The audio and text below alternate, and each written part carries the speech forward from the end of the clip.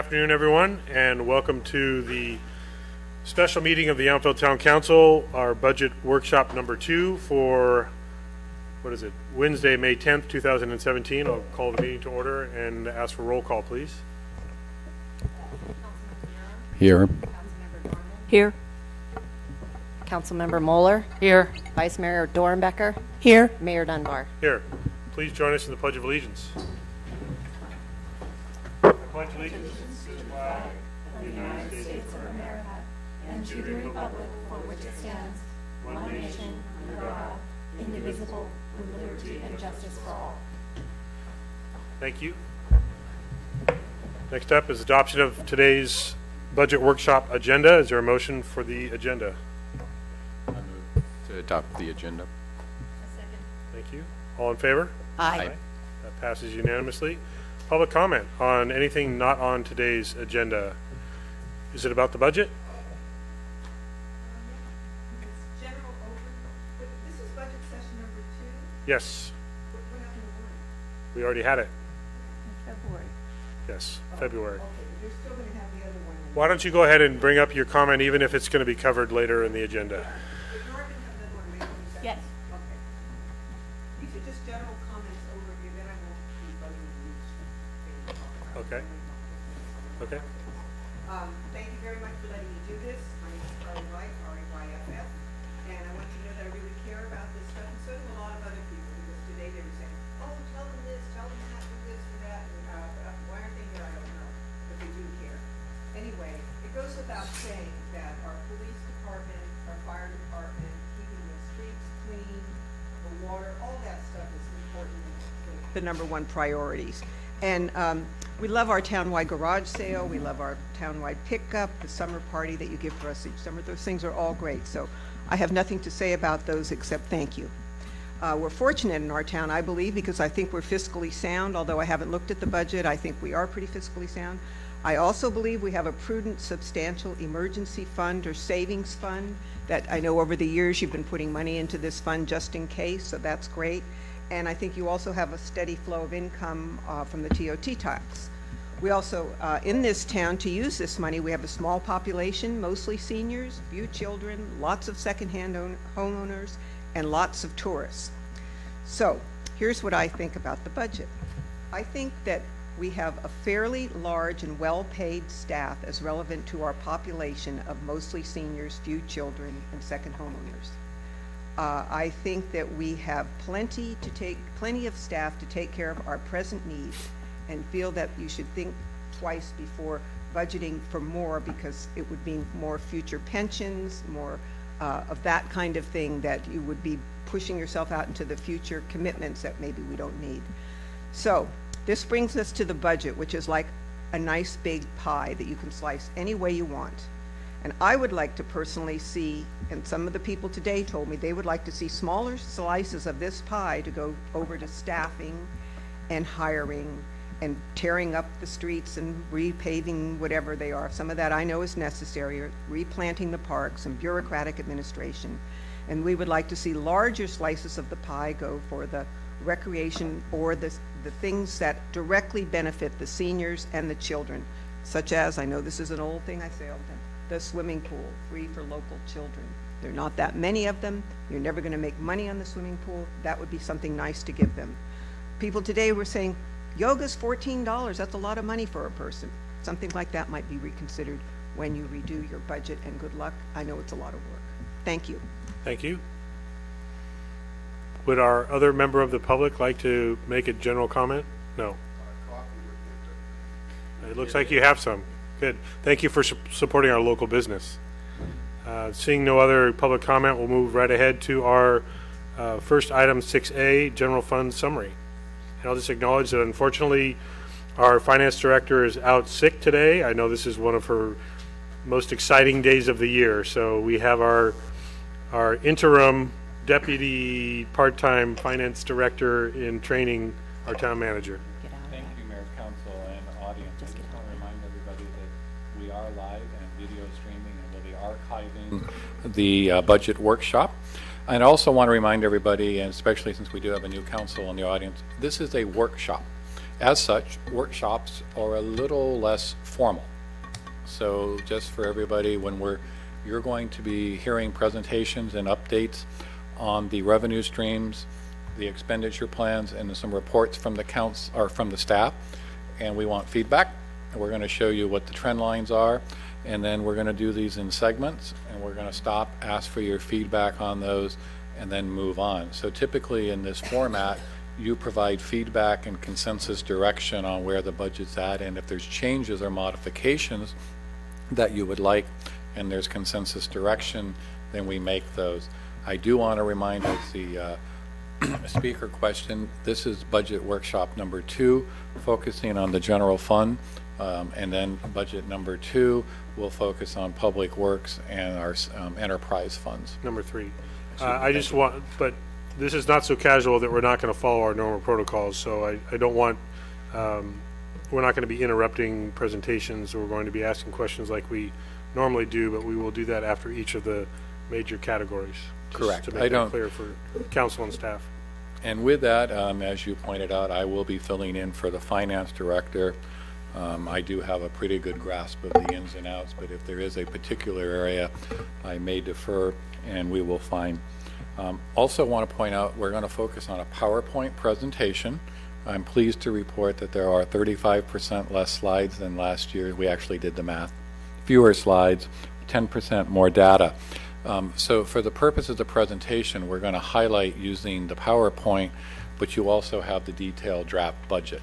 So as we go through there, if there's comments. So with that, before you go on, Steve, again, just for mainly our newest council member, even though I think you've sat through these from the other side of the room, we will be potentially providing some feedback, modifications to what's being presented, or questions that will ultimately be answered after the next workshop. Not necessarily, some of them may be answered today, but until we get the entire budget, if the council gives direction, for example, to change expenditures as they're presented, we may not formally make that request until we've gone through the entire budget after the next workshop. that is correct. Or you may provide some general feedback, and we will incorporate that, and it'll be further discussed at the May 22nd item, or excuse me, the third budget workshop on May 22nd. Also want to remind everybody that the formal adoption of the budget, incorporating any modifications, will be on June 20th. That allows time for staff to take your feedback from the May 22nd budget workshop, incorporate those changes, and bring back and prepare the final document, which, as many of you know, your focus here is on the financial and the summaries. The budget document has a whole lot of other segments that are important for public transparency and information related to our policies, our expenditure plans, our financial policies, investment portfolio, all that type of stuff gets incorporated into the final DUD. So with that, we will get going. So we're already doing my introduction. The budget development process, as most of you know, we've had an earlier budget workshop called Budget Parameters, and we've briefed you on several meetings with things that are going through. So today we're going to focus on highlights. For the most part, this is a status quo budget, and as such, it reflects those budget parameters and guidelines the council provided direction on, and then we're going to address certain things that are driving the budget increases and or projects. So we'll focus on a general fund summary, and then you're going to hear from the individual general fund departments. Here's an overview of the process. February through April is budget planning and discussions. Departments draft their budgets. We look at finance projections. We look at revenue trends. We shared those things. We held budget workshop number 1 on February 21st. As a part of the regular council meeting, we also had a capital improvement plan overview and review as a part of that meeting. This year we are refining our budget narrative and templates a little more. We're also streamlining our organization charts. Then we go through and look at our staffing allocations. I review the budgets with every individual department, and they have to present. We go through. In May, we prepare the final draft budget document. which brings us to the budget workshops, number 2 today and number 3 on May 22nd, and again, final adoption of the budget June 20th. Key highlights for this year, really we're maintaining our established level of services. We are maintaining and actually increasing reserve allocations in certain areas, especially as it relates to PERS unfunded liability, so that we don't put ourselves in a situation that could be challenging in the future. So we're making some difficult adjustments now.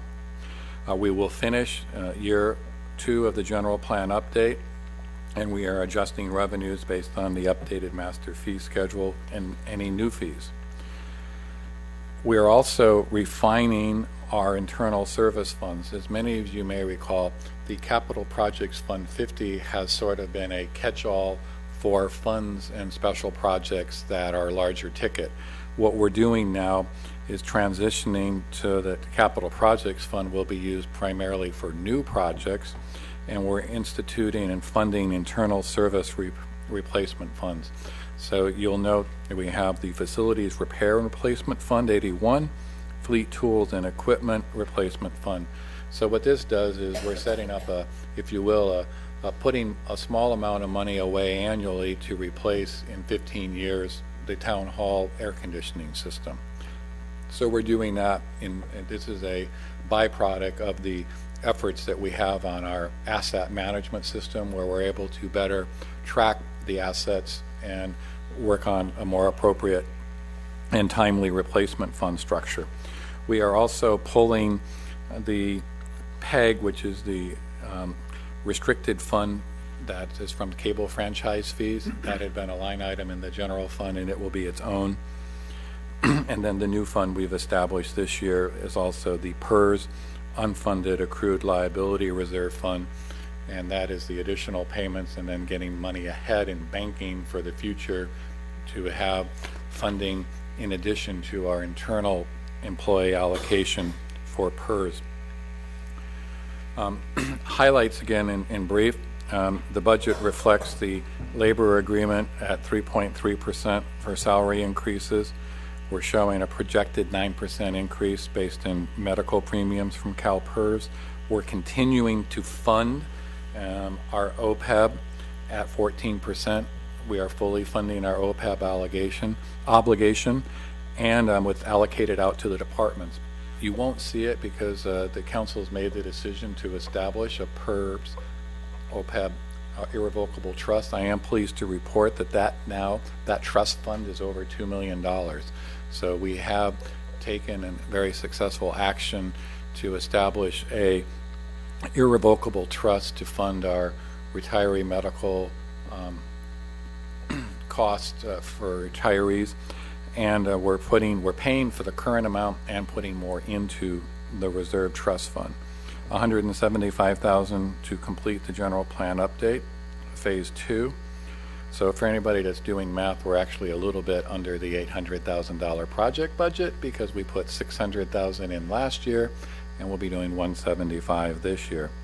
Our big ticket item this year is the item that you've talked about previously. It's the electronic records management system, which will increase transparency and access for all, and digital record management for our organization. And then we're also seeing increases in workers' comp, property, and liability, and those are, as we further refine, those are allocated out on a departmental basis. Really pleased to show on fund reserves. As you know, the fund reserves policy is established by the council. The first is the emergency reserve, which is 20% of our general fund expenditures. We had a speaker mention that and thought that that was well funded. I'll agree that it's well funded, but I'm also going to suggest that it's not enough when we look at what do we need to do. But it's currently at $2,026,000. We're seeing a big increase in the revenue stabilization fund. This one we have allocated at $2 million. This is the one targeted on a minimum of 20% of our TOT. So we've increased and exceeded this target with this year's budget.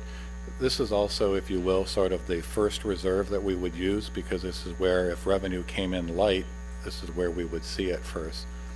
We also continue, we have the new PERS unfunded accrued liability reserve fund at $300,000.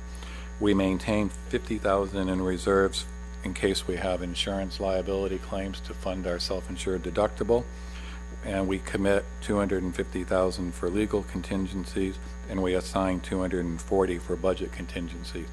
I'll point out on those last three, those are only there if they're needed to be used, but they are part of our reserve structure. And I'm very pleased to report that we actually were able to buy and sell the house in that cycle, and we haven't had to use the authority that you granted me to use the annual budget contingency, nor have we had an issue of having to go into the legal contingency. But those are some highlights in terms of the reserve fund level. And then again, I will point out you also have the $2 million set aside. It's not on our books, but in the irrevocable trust to pay for the retiree OPEB. So the next is a chart that sort of sees, and I want you to really focus a little bit more on the middle column. So the middle column shows where our beginning fund balance, the adjustments, and this is showing where we anticipate ending this year at. So the good news is that we did project this year to draw down on our unassigned fund balance, which we did. It looks like we're going to only need a $41,000 drawdown. I'll point out we're sitting on over $1 million unassigned fund balance, as you may recall, because we chose to wait and see where the year end. So you'll be in December being able to look at where you might want to allocate that. And then if you'll see, if you follow the middle column, the ending fund balance becomes our starting fund balance. We're looking at revenue slightly down from the year before, although I will point out that that reflects the sale and purchase of the house, which is not something we typically do because we had revenue in and revenue out. So that's, otherwise revenue is starting to flatten. We are very dependent on TOT, and TOT is not necessarily keeping pace with some of the external, so internal transfers, and we project a fund balance, a positive fund balance, and we anticipate still ending the year with over $1 million in unassigned fund balance. So a very positive position for us to be in, but I think what you will start noting is that the annual revenue and the annual expenditures are very, very close to each other. So that means the trajectory for future unassigned fund balance is not likely to be there as we keep eroding into it. The next is a pie chart that shows your fund balance allocations. You'll note that we also have, we show the Arroyo Grande Affordable Housing Obligation, Arts Program, Revenue Stabilization Reserve, Emergency Reserve, assigned for budget contingencies. We maintain our assignment for leave buyout. Again, this is a proactive reserve so that the organization's not faced with a large one-time cost with some accrued liability from an employee separation. Our insurance and claims retention reserve assigned for legal contingencies, and then that larger one there shows an unassigned fund balance, which we'll bring back to you in December when we've concluded the books for the year with the CAFR. If I could make a suggestion, I don't know if we're going to see this on every pie chart. It's difficult to assign those numerical values to the legend the way it is, with colors very similar. So if we can, if Maria can add the numerical value in the legend, does that make sense? Mm-hmm. So if it says restricted Arroyo Grande affordable housing,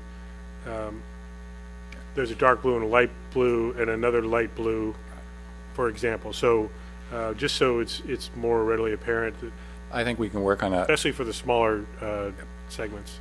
This is showing you a very positive situation that we have $7.6 million in reserve funds, although I will footnote that the Arroyo Grande is really not a reserve fund because that's restricted, and that is if they honor the terms and commitments, and that will become a write-off based on the support that the town made for that affordable housing project.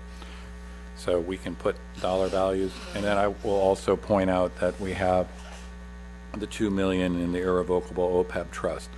So I will put you in Again, we're bringing annual revenues of about $2.5 million in, so we are reaching about 75% reserve funding capacity, maybe 65 if you factor out the Royal Grande. So let's talk a little bit more about where our revenues come. We're anticipating ending the year at $6,470,000 in transient occupancy tax. We are at 60 to 65%, and we have been consistently within that range for the last 5 years. The budget is proposing $6,550,000. We're showing a slight increase in return to sales tax. Again, our shortage in sales tax was primarily attributed to the restructuring of an extended French Laundry when they had reduced meal service. So we're showing a conservative return to about 1.4. Property tax, we are anticipating to end the year at 1.3, and this reflects some of the recent commercial sales, and we're expecting growth to 1.4 next year based on that. And I would be remiss, as I always do in a budget workshop, and I want to point out that the property tax is what the residents and the businesses pay along with our small user fees. So when you look at the transient occupancy tax and the sales tax, 75% of the general fund revenue that we use to pay for the core services, police, fire, streets, public works, general government services, and the debt service for the community center and the park and recreation are basically all funded by your TOT and sales tax. The miscellaneous revenue is $1,139,000. I mean, that's all other revenue, and that includes our user fees. You'll note that that number is down quite a bit, and that's again because we had the unique circumstance of buying the house, selling the house. So you're going to see a big swing in both revenue and expenditures on that, and the net is zero. Here's just a color graphic that talks about how important TOT is.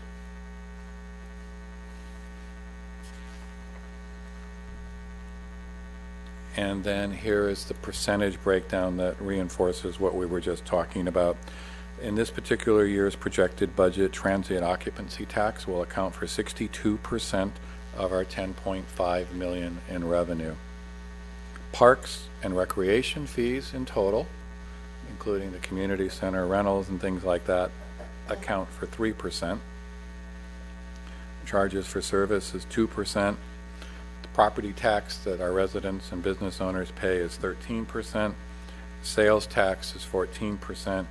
And again, our sales tax is 75% restaurants, which again, with our 1,423 seats, is primarily derived from tourism, although local. And then you'll see intergovernmental rents and concessions at 3%.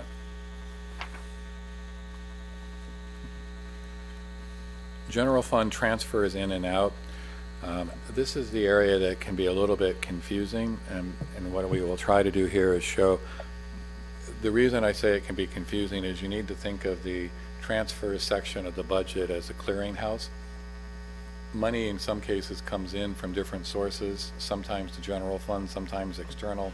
It lands in the budget and then gets sent other places like the capital improvement project, OPEB, the unfunded reserve liability. So I just want to point that out, that's where I'm going to use an example on this chart where in the budget you'll see a net of $670,000 that will come in and out for retiree health.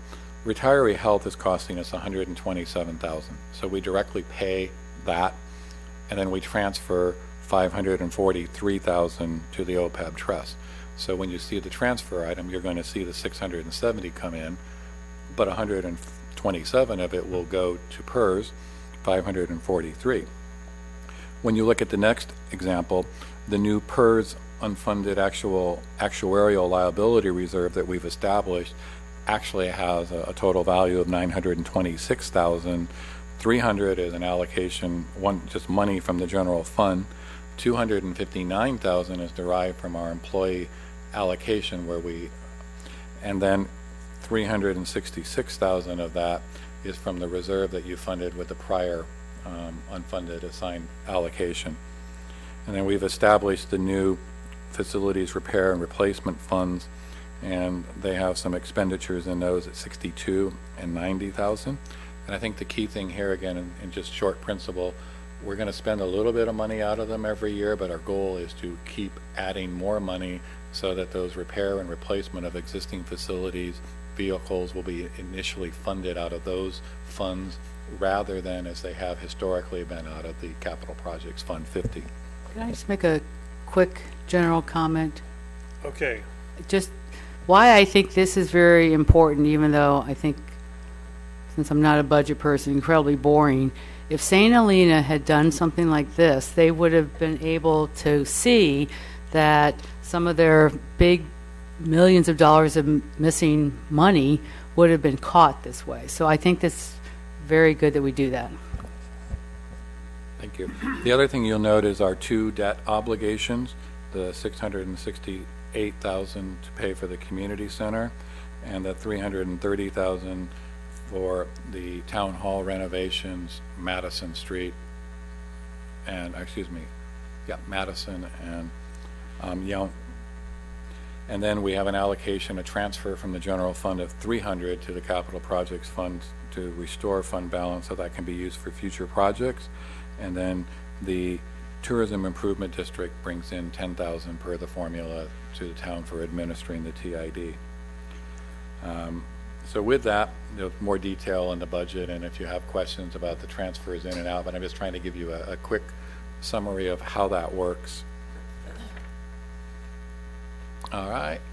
Next is probably the simplest. Our total expenditures are going to be up approximately 10%. And those are principally, they account for increased PERS cost and the fact that we're being very proactive and aggressively funding and establishing the PERS UIL Reserve Fund. We have a small increase in staff allocation that is partially offsetting changes in how PERS is addressing things. They're requiring that, they're trying to limit the amount of contracted services. There's also current legislation that would try to eliminate that. Contract service elimination would be horrible because we rely on using part contracted labor when we only want something like our street sweeping. We hire that out. Our building inspection plan check, we're very prudent on trying to impact. We also have used, PERS is making some changes in their definition of what's considered a common law employee, and they're getting into the arguments about direction. So for example, we've used contract to have backfill for public works employees. PERS is arguing that that's not appropriate, that should be an employee. So in one of our cases, we're going to be having to convert, which you'll see in the next budget meeting, some of those contract costs. In this case, we've been paying for it, but we're going to have to transition it to a public works facility and grounds worker in order to maintain the same staff level. And then the other areas we are looking at, the general fund will have a slight increase of 1/2 and a management analyst. So the net total expenditures are up $899,000. Parks and Recreation is up approximately $150,000. Public Works is relatively flat. Public Safety, and I just got bad news today. Public Safety is up 4%, but I just met with Napa County Fire Department officials, and they're anticipating in August or so that we will have the new costs from the state of California and CAL FIRE, and we're probably looking at about $100,000 increase from the current contract. Many of you may recall we've been on a contract extension and with no new adjustments, and we've been flat. So part of that's a makeup, but part of that is reflecting the state's labor agreement that's going to be retroactive for CAL FIRE employees.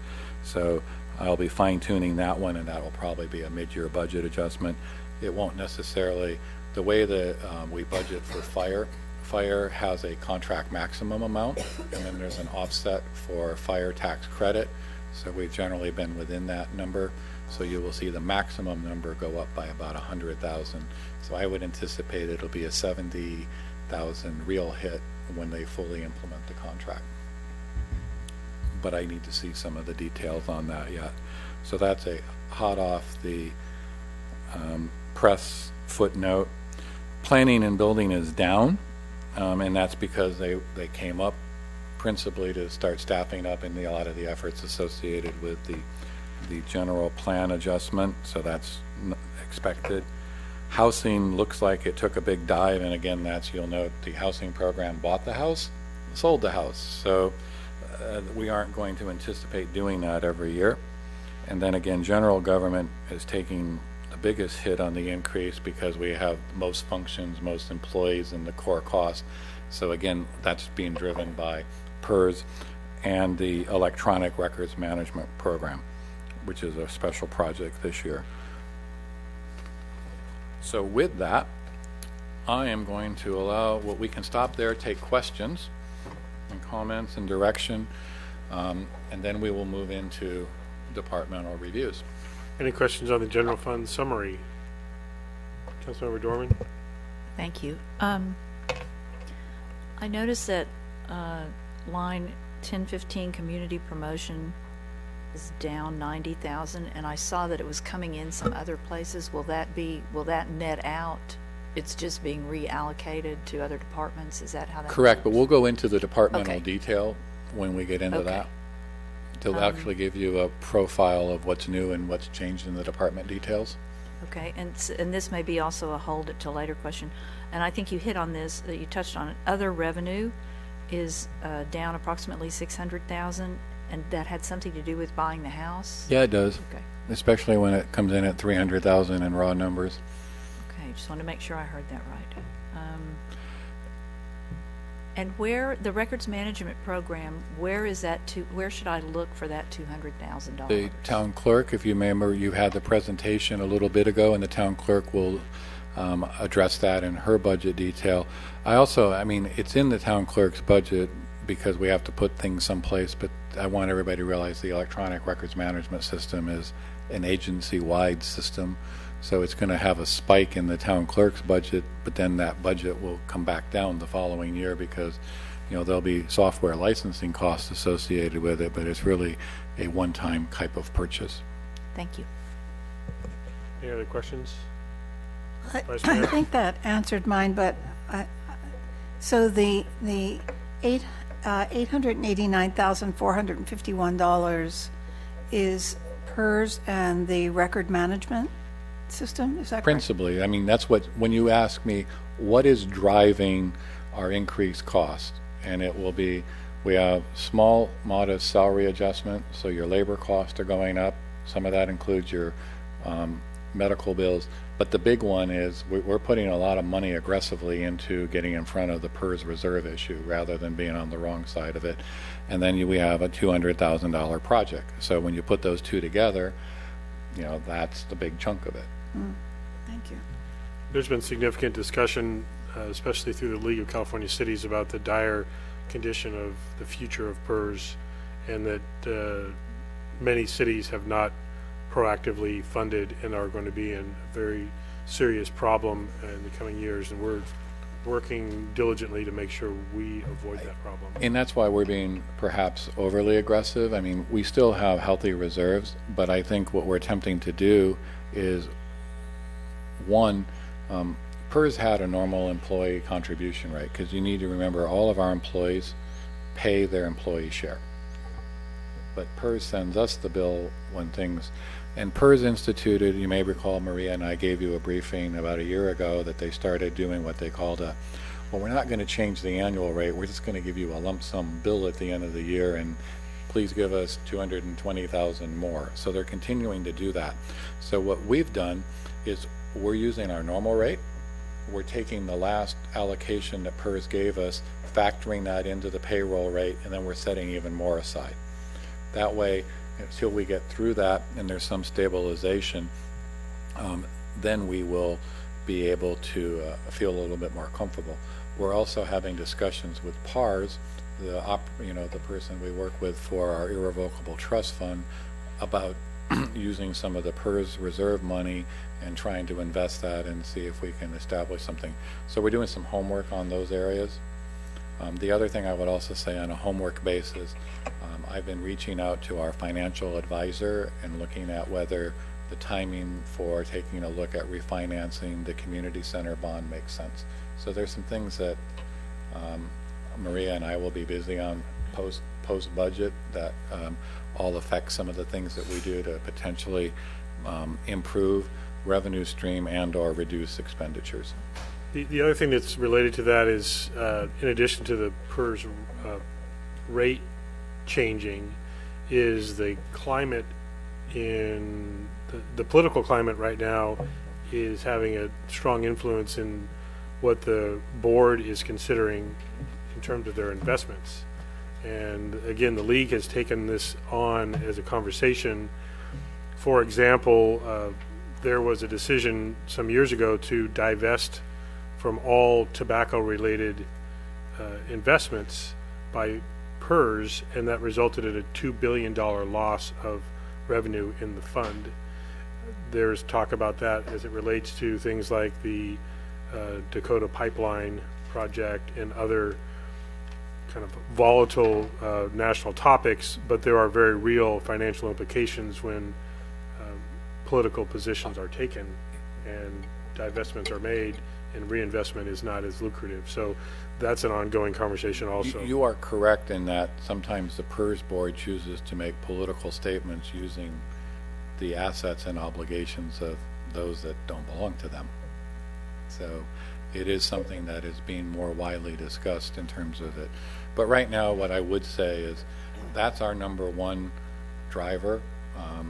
You know, we're able, as you can see, we're finishing the general plan, making modest adjustments to continue our service delivery and being very aggressive at addressing our PERS reserve fund within your annual revenue budget, and not having to hit our reserves. So I think we're about as prudent on those areas as we can. I will point out to the speaker, I mean, again, our staffing is a direct component of the service level and things that you want us to do. And if we want to reduce services, we can reduce staffing. But that would really be a policy direction on what would those be that you want to do at a different level and a different quality than you currently do. Right, Vice Mayor? Yes, thank you. I think it's important that we do discuss the total unfunded liability that we still do have for PERS, because I remember in the audit report, we talked about it, but I think it's a good idea to, mention what that figure is, because it was quite substantial. It's in the magnitude of 2 million, but I'm also hesitant to, some agencies, PERS has said, well, you can pay off your unfunded liability in full, but then they turn around and send them an additional bill if they were wrong. Mm-hmm. So that's why in some cases, I don't know that it may be better for us to do the annual adjustments rather than, but we're looking in that level of magnitude. So I think to your point, Vice Mayor, the steps that we're taking really get us to about 45% of that in our first 2 years. And then if we continue to add revenue stream to that within 3 or 4 years, we probably will be sitting on and controlling ourselves a fund balance sufficient to pay what they're currently telling us. And that's also in item 14 of our general government. We'll be touching on that again. One other thing I do want to point out, a speaker made a comment about pension and PERS liability, and I want to remind everybody that the town has about 4 years ago made major reform, if you recall, and we restructured the retirement system. So all of our new employees are on an entry level, very different than, for example, myself and some of the other employees.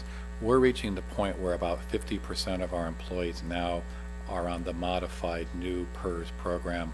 So you're seeing some significant changes even as that. So I think we forgot a little bit about that because that's not the current topic of the day, but those are some things that the council previously put in place to try to minimize future cost increase, reflecting that in your all's opinion we needed to do something. So I think getting to the point where 50% of our employees are on the reduced program is noteworthy, because the new employees we bring in do not have the same liability costs on pension as the legacy employees. Councilmember Mueller, you had a question? Well, it's really more of a comment just on the same subject. This is a big number that's kind of come up pretty quickly, and I just wanted to make mention of that. It's really due to them just, which the mayor alluded to, too, changing the interest rate just 3/4 of a point from 7 3/4 to 7. And it's really made a big hit. I mean, I've seen a lot of information that, probably should be closer to 5. So, anything that we can do here and even anticipate somebody, they're not really bringing up the 5% because it would literally devastate so many municipalities because they're not even prepared for this small of a hit. So, if just an FYI.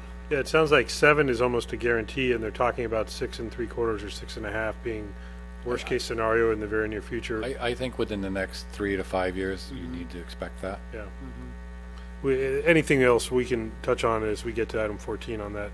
We'll look at the actual numbers in more detail.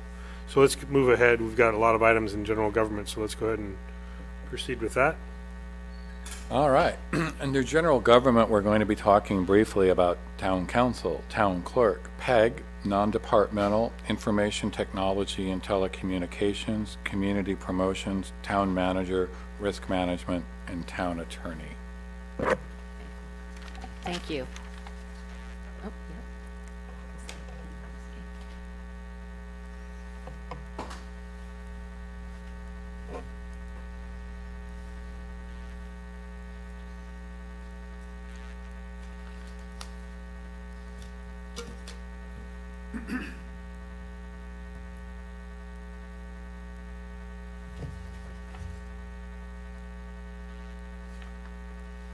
Now we know how the book ends. Let's jump to so the many end. percentage. Okay, the first item is the Town Council Mayor General Fund Department 1001.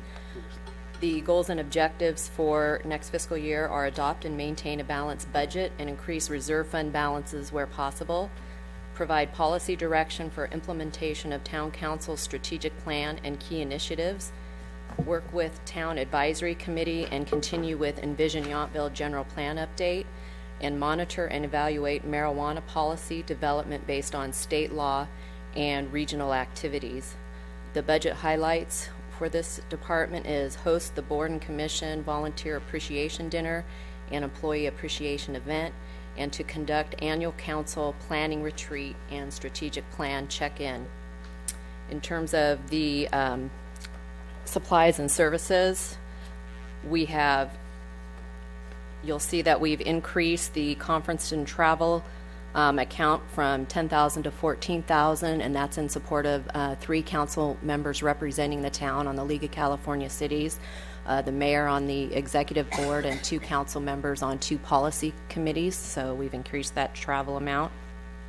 We've also created a new line item in this budget, $49.90, for community outreach and promotion, and that's to, and we moved out of meetings and training the amounts for the Board and Commission annual dinner and the community volunteer dinner. So there you can see a slight reduction in meetings and training, but it has been just moved to the new fund $49.90, which is community promotions.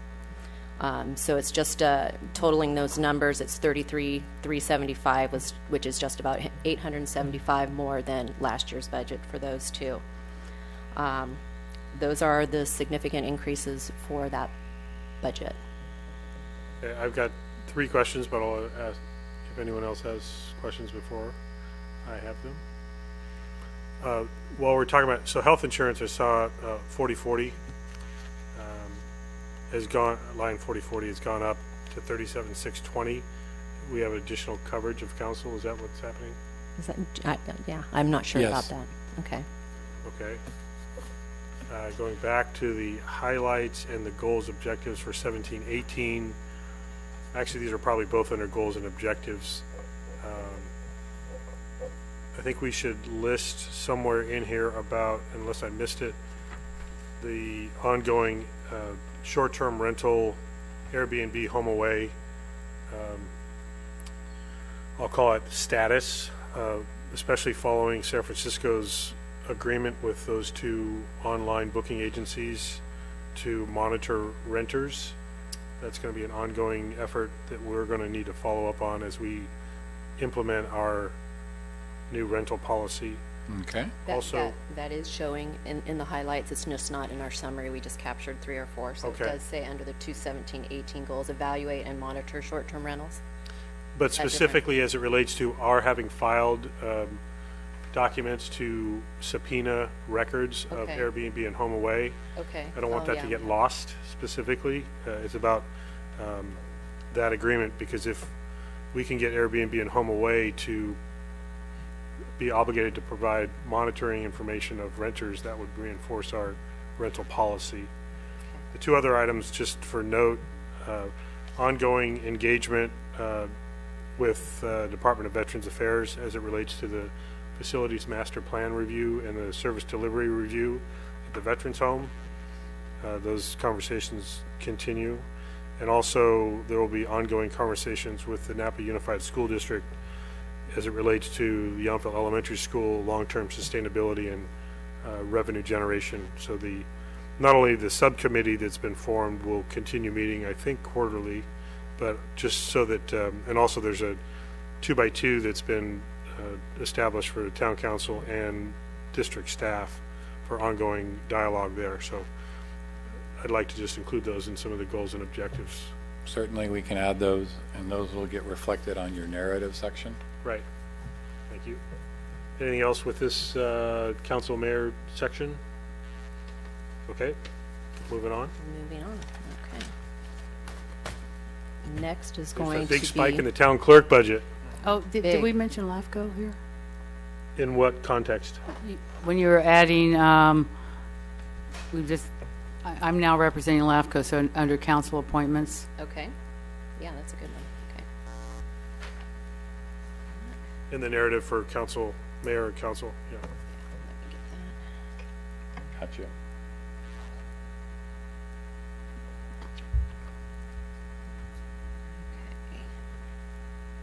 Next one is town clerk. And that is General Fund Department 1001.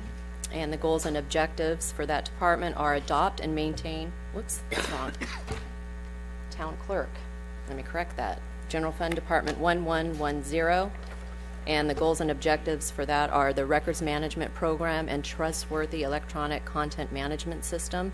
And this project includes issuing a request for proposal, selection, purchase, and implementation of an electronic document management system, develop department file plans, and a town council protocol review and update. Budget highlights are the addition of $200,000 for the one-time selection, purchase, and implementation of a trustworthy electronic content management system. And council may recall back on February 18th that there was a comprehensive staff report presented for the needs and the timeline of our town records management program that we currently have in place. In terms of numbers, under supplies and services, you can see the increase in contract services, which reflects the $200,000 for the one-time electronic records program. There's a decrease in the elections line item, down to $500 from $15,000, simply because it's a non-election cycle. And then there's a slight increase in meetings and training and dues and subscriptions. Just things went up a little bit there. Are there any questions about contract services? So if I just heard you correctly on 4210 contract services, if you pull out the 200,000 from the one records management system, you're decreasing your budget there from last year down to 85. Yes, 25, yeah, that would be it. So we have, for contract detail, we have 23,000 for our Granicus Full Solutions upgrade. We have 25,000 for Napa Valley TV, which they are showing an increase of $30 per hour to $35 per hour for camera operators, and that's a first increase since 2008. We also have the contract with NetFile for $5,000. That's $2,500 for Form 700 filers and $2,500 for campaigns for a population or filers less than 50. And then $5,300 for quality code publishing, which we have our code codified twice a year. And that has a first-time increase from $1,750 per page to $21 per page, and that's a first increase since 2011. And then lastly, under that line item is a $2,000 lump sum for Shred It, which we, as part of our records management program, twice a year, we do a purge based on our retention schedule. So that accounts I wanted for- to make sure that we recognize the fairly notable decrease. We often recognize the increases. Let's recognize the decreases as well. Okay. Thank you. Any other questions about this section? Okay. I'll just ask our public if there is a specific section that you do have a question. I'm going to kind of keep moving through. If you need to raise a hand and say you have a question about one section, please let me know. Okay, Michelle? Thank you. I didn't get my little notes in the system there. The next up is a special revenue fund, a new special revenue fund. As Steve mentioned earlier, this is the Public Educational Government Fund, Fund 21, Department 1012. Previously, this was accounted for in the general fund and has been transitioned to this special revenue fund due to its restricted use. The goals and objectives for this year are the audiovisual equipment upgrades here in council chambers. That's replacement of 3 video cameras with 4 new high-definition video cameras, and then also a modified location of the cameras for different viewing, different headshots, and that.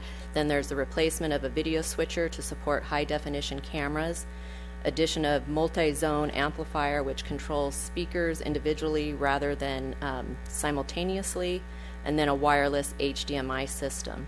You may recall earlier this year in January there were some issues with the sound. We have still currently on loan a piece of equipment that's helping us with our PA system from Napa Valley TV, and this project will replace that piece of equipment. So budget highlights are again the audio visual equipment upgrades, and this is in support of the capital improvement project for the council dais technology upgrade and modernization. What was brought forward, the beginning fund balance is $61,432. We expect to generate in revenue for PEG fees $14,285. That's a slight increase from last year. The total expenditures are expected to be $41,393. Part of that is there's actually $48,000 for a quote proposal for $46,000. $5,250 of that will come out of the town clerk contract services, because the PEG funds can only be used for equipment used to broadcast our government education program, so it can't be for labor and services. And that's where you get into the restricted use of this fund. Previous upgrades, just for informational purpose, we did an upgrade in 2011-12 for roughly $27,000. Then we did another smaller upgrade in 2014 for $7,200. And then just in January, to help deal with that issue we had and to replace these microphones with longer necks, we spent $6,500 for that. And I was advised by James at Napa TV we should look at upgrades for technology every 5 to 7 years. The ending fund balance, sorry, jumping back to that, would be $34,324. So there's a net change in the fund balance of $27,108. We have been in contract with Napa TV since 2008. And really, this is equated to an ordinance passed in 2009. It's the DIVCA ordinance, and it's the Digital Infrastructure and Video Competition Act. We adopted that ordinance, or council did, in 2009, and it was amended in 2010, and that's Chapter 5.16 of our municipal code. And that is what tells us that there's a percentage, 5% franchise fee and a 1% PEG fee that occurs, and the franchise fee is referenced in your general fund revenues. And that concludes the presentation on the PEG. Answer any questions? Councilmember Mueller? Yeah, I have a question. On the franchise and the PEG fees, do we collect those from the Veterans Home because they're in our boundaries, or? That I am unaware of. They should be. I'll have to, I mean, that's up on the, I'll have to see how the remittance is unless the state usurps that. Okay. Seeing no other questions, we will keep moving to non-departmental.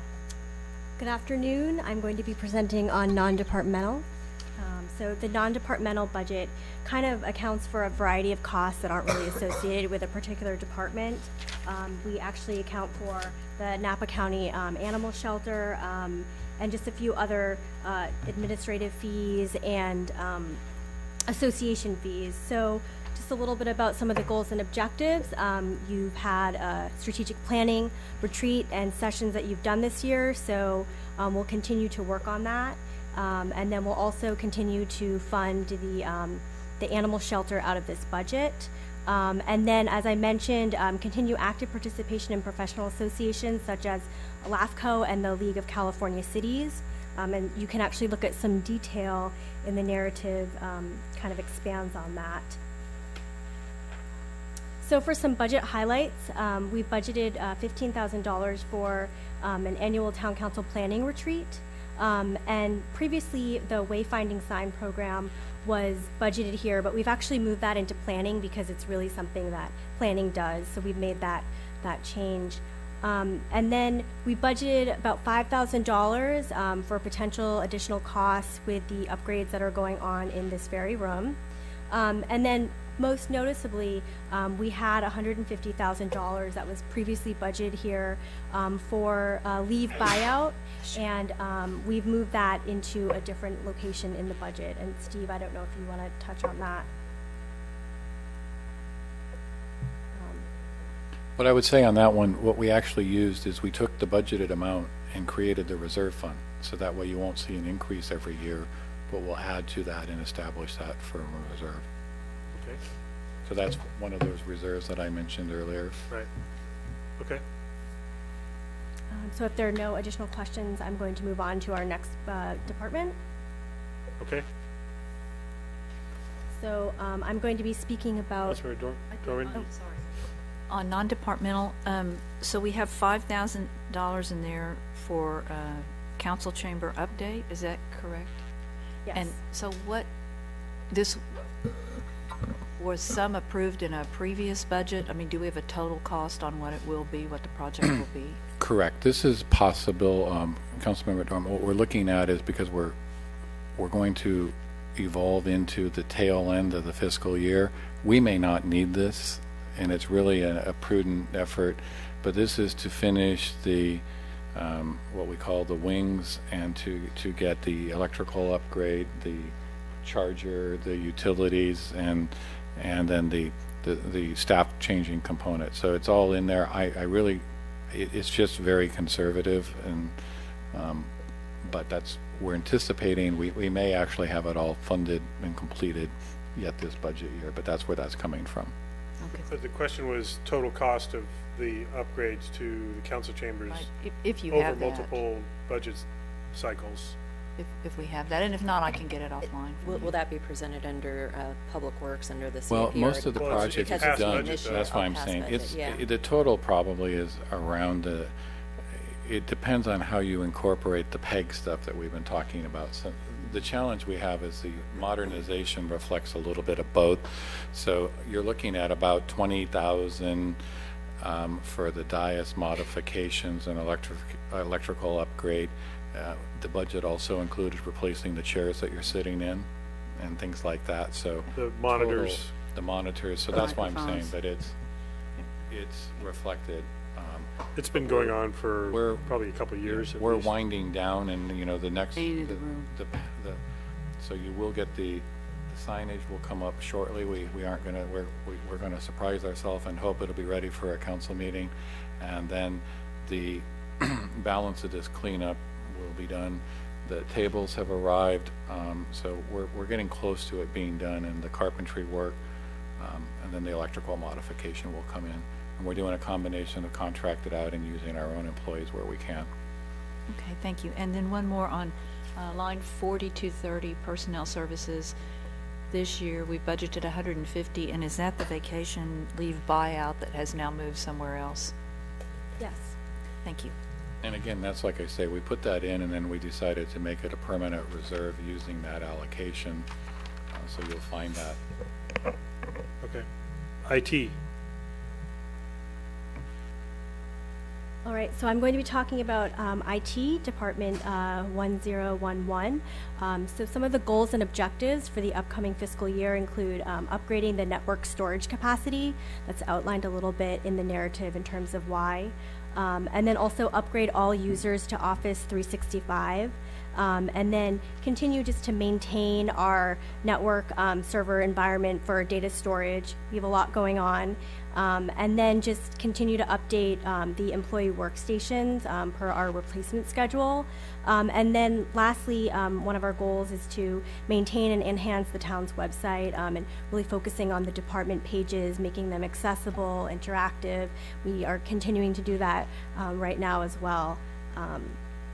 So just a little bit about the budget highlights and some changes. So as I mentioned, we're going to be increasing our network storage capacity. And this will really help us because we're using a lot of GIS and SCADA. So we need more room for that. And that's a one-time purchase. And then upgrading to Office 365 is something that we'll be doing, and it's cloud-based. And over time, there are cost savings that are associated with that upgrade. And so that's pretty much what we're doing with the IT department. We've had a lot of things going on, so that increased network storage capacity will really help us. This is going to allow us to have capacity for all this GIS that we're getting ourselves deeper and deeper into. Okay. Yes. And the other thing is just, you know, we have electronically what's being generated needs to be stored someplace. So we're just seeing more and more capacity need for all that.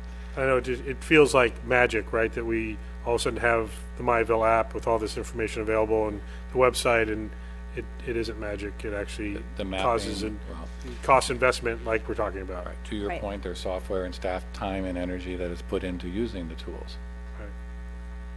Okay. One IT, question. Councilmember Dorman. Thank you. On line 4630, line 5700, machinery and equipment capital outlay, is that workstations? Is that like our hardware? Yes, that is correct. That does include our workstations, Okay, is there anything else in there that's a large? computers and monitors. So Thank you. I think that might be it for IT. Community promotion and programs. So I'll be talking about community promotion and programs, which is General Fund Department 1015. So this department is all about community promotions, which I think is really important, and will be some of our goals and objectives are implementing the first year of the new 3-year contract with the Chamber of Commerce.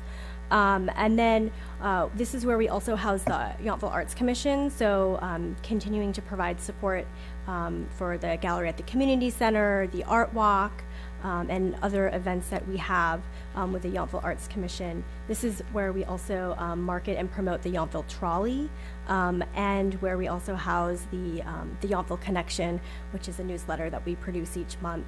And then this is also where we have the library and the library support. And then lastly, one of our goals is to continue to build a professional library of images that we can use in our various media settings to share the story of Yountville. And so that's a little bit about what some of our goals and objectives are for community promotion and programs. And I'll talk a little bit about some of our highlights. So the Chamber of Commerce contract did increase a little bit, and then we did budget the $25,000 for the Arts Commission. You may remember last year we had this is where we funded the mural project, so that's why the expenditures have gone down a little bit, because we budgeted $85,000 last year for that. And then we are budgeting $6,000 as part of our upgrade for photography services. And then we are thinking about ways to really promote the newsletter, because a lot of people use it, so we have some money in there for that. And those are some of our main budget highlights, and I welcome any questions. Councilmember Mueller? Can you tell me, this is, I don't know which line item it is because I'm on a different page, but I can go back to it quickly. We just had our library commissioners looked at different parameters for the current library model. Did that increase or decrease the cost of our library hour services? And by how much? Well, I don't know that I can say that it's exclusively the library director has advised me that she is changing the rate, and I've had 3 different rates from her, so I'm currently working with her on that. Are they all increases or are they all decreases? They're all increases, but part of that is they hadn't adjusted their hourly rate from their last model, and they're having to now adjust and capture all of their increased employee costs. So we're still trying to discuss with her. One of the things that I'm trying to clarify is if all of the base costs of the organization are captured in her funding structure, then I would hope that the extended hours should only be personnel cost and maybe an administrative factor. So we're still having some discussions. Yeah, so we don't want to pay for the $500,000 thing that goes around Napa, Maine that delivers all the books back to the shelves? I'm just saying, Okay. I'm not going to get into, it's just I know that they've had a flat rate for 5 years now. So the model, I can't blame it all on the Okay. model, but we are looking at it and trying to make sure that we get a better understanding. Okay, But so but you are correct. I mean, to the point I would say is we spend $52,000 of general fund revenue to add additional library hours, and you are the only Napa County community that chooses to provide more hours than what the Napa County library system provides. And then one other comment under there's a little box above the oranges. I guess it's on page 2 out of 3.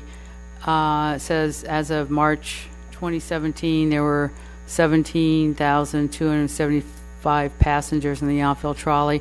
I'd like to make a note that based on the MVTA report we received, that approximately 80% of the trolley riders are locals. That is correct. And I'd also like to point out, Priya, you and I need to do, we've got a little run-on sentence Yes, there. we'll add that. Thank you very much. And I do think that's a very good footnote, that the ridership of the Yountville trolley is not tourist-oriented, it is local-oriented. I have, And it's free, and we're paying the fare box subsidy, which is the important thing. right, So the we're town spending is, about yes. another $40,000 on this. Well, NVTA pays the majority of it, but we pick up the rest. Right, we're paying Right. $40,000, and I will point out that in Calistoga, for example, the shuttle is not free. St. Helena's not free. Calistoga uses their TID money to fund it to support visitors, partially. actually, significantly. Calistoga uses the TID funding to give tokens to the hotel guests. That's what- The residents have to pay to use the shuttle. So ours is completely free for everybody, subsidized by the town's general fund. So, questions on, there are 3 items, 50th anniversary celebration, 4th of July, and Yountville Days, all showing no proposed budgets. We will get there. Remember, if you recall, last year we moved those to a new program area. I'm just making a note of that, So, so yep. that it's not that we're not funding those, that we are They'll come funding up them under the elsewhere. Parks and Recreation budget. Okay. I will point out, you are not funding another 50th year anniversary celebration, so No, that but one now will. an But annual But the annual resident bash, you will see that. Okay, just wanted to highlight that in case somebody was wondering. But for budget transparency, what we do is we continue to show where the lines are in the last 3-year trend lines. Right. Okay, any other questions, community promotion and programs? Okay, moving on. Vice Mayor? I'm so sorry. I'm gonna keep moving fast, so I know. have I questions do- ready. All right. So I did want to point out that the Arts Commission also raises revenue by selling pieces of art that are displayed in our art walk from time to time. So we are not completely underwriting that without their participation. Right, the $25,000 is shown as an expense, and there is revenue that comes in from art sales as well as events like Art Sip and Stroll. Thank you. But I would say you give them an allowance to work off of, and again, we have a very unique, and I was actually just sharing with the mayor, Samantha and I took a different approach this year to submitting what we think is an outstanding job that our Arts Commission has done for a Helen Putnam Award. So we took a different format, and we'll see how it's responded to. Hopefully, maybe a board director can put a little encouragement. That's right. And see that we get it up. But I do think it's important to note that that is both part of what they do is an extension of activities and programming that really works more like an extension of Park and Rec staff, part of which is policy. So this body, as Sam pointed to, you know, they just they host several fundraisers, but we've got off of, if you may recall, 7 years ago, what I would call the bake sale mindset, when we would have an artist reception for a gallery and we'd have a donation box there and hope somebody would put $5 in so we could pay for the wine that we brought. So it's really moved, I think, significantly, and as a credit to really what I would say now is the third generation commission as we move into the programming. Okay. Town Manager's Office. I'll let Priya go. She's doing fine. Okay, so for the town manager's office, some of the goals and objectives for the upcoming fiscal year include continuing to implement and provide direction regarding the strategic plan for fiscal year 2017 through 22, and then continue to work with all the departments to maintain and deliver core services at the council directed level within available revenue. And then continue to evaluate and enhance citizens' communication and engagement through various methods. We just talked about that a little bit with our community promotions budget, and make sure that we can inform our residents. And then just some budget highlights. This is a pretty status quo budget, so there aren't really any significant budget changes. I noticed the town manager is taking credit for Myville being recognized for its innovation in the Did You Know box. It was recognized by the International City County Management Association. Yep. Although I cannot tell you how it was designed, I can use it. All right. Yeah. Councilmember Durham. This comes up in a couple of other places. So on page 4 of 4, can you just explain the FTE and how the total staff can be 2.32? What's the parameters on that? I will, yes.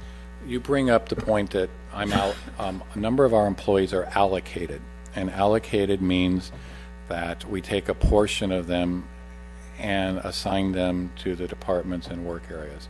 So that, for example, what you really will note, especially in non-general fund, I'm also charged to a bit of the water enterprise fund, wastewater enterprise fund, and some of the planning and building. So that's, you're going to find employees are allocated based on the work and programming functions that they do. And in some cases, because of the size and leanness of our organization, you're going to find what looks like a part-time of a person, and they're all combined to create a whole person at some point. But you'll find them throughout the budget allocation that way. FTE? Full-time equivalent.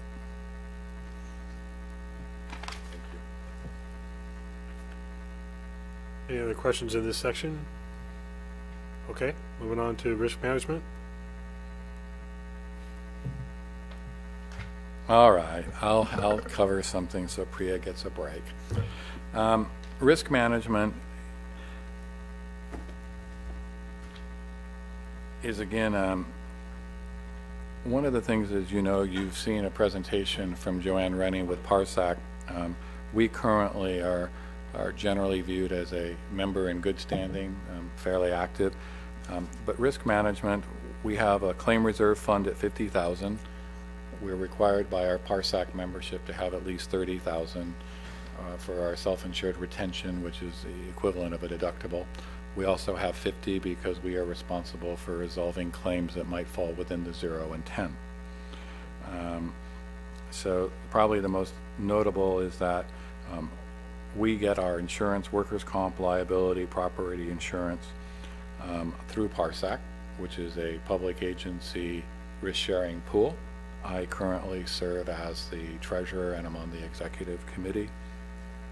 So the budget is showing a slight increase, reflecting, actually I was going to say, it's not, this budget doesn't show an increase because we've now pull all our costs into an allocation and charge them back out to the department. So this mostly reflects the cost of the administrative side of it and the reserve. And again, you allocate here the potential that I'm going to need to use the self-insured retention if I don't have a claim or I don't need to settle something we don't. So this is a functional category. Councilmember Dorman? I've noticed in a number of the departmental allocations that the comp estimate for the new year is down. Is that because of our experience rating? Actually, it's because the agency has reflected to use some of its savings to offset the cost increase, and therefore our membership, workers' comp and liability in California are up between 5 and 10%. PARSAC is well funded, and recognizing some of the pressure that some of its member agencies are on, they're using some of their retained earnings to offset premiums. Excellent. Thank you. Seeing no one else? Vice Mayor? No, I'm sorry. Let's see, where are we now? Town Attorney? All right.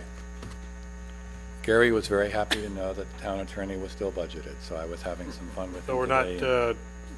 we're not incurring any expense by asking him to come down here for this meeting, so That is also correct. very, very fiscally sound of you. In basic, Gary indicated that he provided a few things, and I do want to say we've had, I think, a very effective partnership with Qualentano, Highsmith, and Watley. Gary is continuing finally in the manner in which we got accustomed to Mike.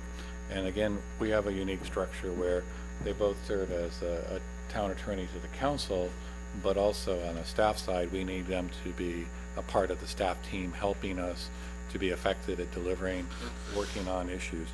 The biggest thing that I'm going to suggest to you that we've done here is a slight format change. The town attorney's budget stays relatively flat at 160, but we started to realize that when the attorney is charged out, especially on applicant and special things, the revenue was going into Sandra's planning and building department, and the expenditure was getting charged to the general fund town attorney budget. So when we were looking at that, and this year we've had a fairly amount of significant development activity where the attorney has cost recovery because, for example, all the costs associated with the development agreement, the transitioning with the Hotel Yountville sale are cost recoverable, so along with some other stuff. So we're just refining that. So what you're going to see there is the total cost of the attorney may be closer to 200,000, but 40 of that is because there were cost recoverable work that they did. So I would say that is your key element that you'll see in the town attorney's budget. One thing I wanted to ask if we should include in the goals and objectives, it relates to deed restricted housing units. We saw one transaction this last year, and through our municipal service review process, we've identified several other potential units. Should we be highlighting that as a focus of the attorney who will need to be evaluating all of these contracts and how we might manage those if they do come up? I think we're covered with the language because, again, I know it's very general language. I didn't know if we wanted to call out very specifically. It may be more specifically when we do have something happen, that's probably more footnoted as an accomplishment. Okay. Because, we may be doing that and we do a fair amount of some of that work and it may not generate anything and we still worked on it. Okay. Anything else from council on this? Okay. You will note we have the long-term rental noise regulation.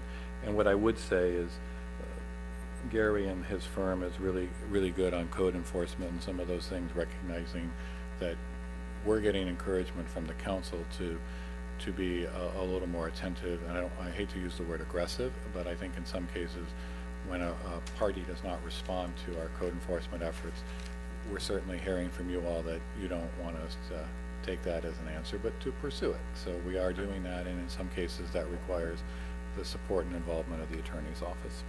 Right. Public safety. My favorite statement generally is, again, that the property tax of $1.4 million does not pay for the combined cost of your two public safety contracts with the County of Napa. I also want to take the time to point out that our contract service delivery model, I'm very proud of. We have a very appropriate shared service model that is cost-effective and appropriate for this agency, whereas if we attempted to try to have our own police department and our own fire department, the cost would be extremely higher and you would be having reduced services in other areas because of that. So I always want to make sure that we understand and our community understands the approach that we have. So the first thing in public safety, as you all know, we just approved a 3-year extension that will be about a 4% a year. The law enforcement contract is going to be just under $1 million, and by the end of the 3-year cycle, we'll hit 1.2. Any questions? No. The state does. Did you want, Steve, just address very briefly the relationship? It's a fairly unique one with the Veterans Home as it relates to our law enforcement. Well, actually, the law enforcement contract, the Veterans Home is a unique anomaly where they are responsible for their own on-site fire, which I'll deal with, and law enforcement, and they have their own security. We do provide a certain level of law enforcement, and we're having some increased conversations because at times it may look like rather than the CHP or the state responding, there's been a little increasing pressure on them to utilize our deputies, which they don't contribute towards. So, you know, we do up certain things, but we're having some conversations and trying to resolve that. But that's certainly something we're currently working on. Okay. Fire and emergency medical services. Fire, I'm going to, as I mentioned, we're going to be refining this one. I don't know that we just met today with the county and they are concluding their contract negotiations with CAL FIRE. You may also know that we've had our contract's expired, but it has a provision for extension on the same existing terms. This contract expired almost 4 years ago. Initially, it continued on an annual basis because the Veterans Home at that point in time, with transition in management, was questioning why they needed to pay, and so it took a couple of years to get that resolved, and now we're waiting for the labor contract to be resolved, and then I anticipate in August or September we'll bring a refined 2 to 3 year contract. The good news, bad news is that I'm anticipating that you're going to see a $75,000 to $100,000 basis adjustment. Any other questions? I would just before Councilmember Muller, I'd just say that if you compare that to other jurisdictions, I think we're still in a very favorable position. We've been getting very good cooperation from both of our public safety contractors. Absolutely, and I would also say that, again, we couldn't deliver the kind of service we do with our own fire department at $700,000.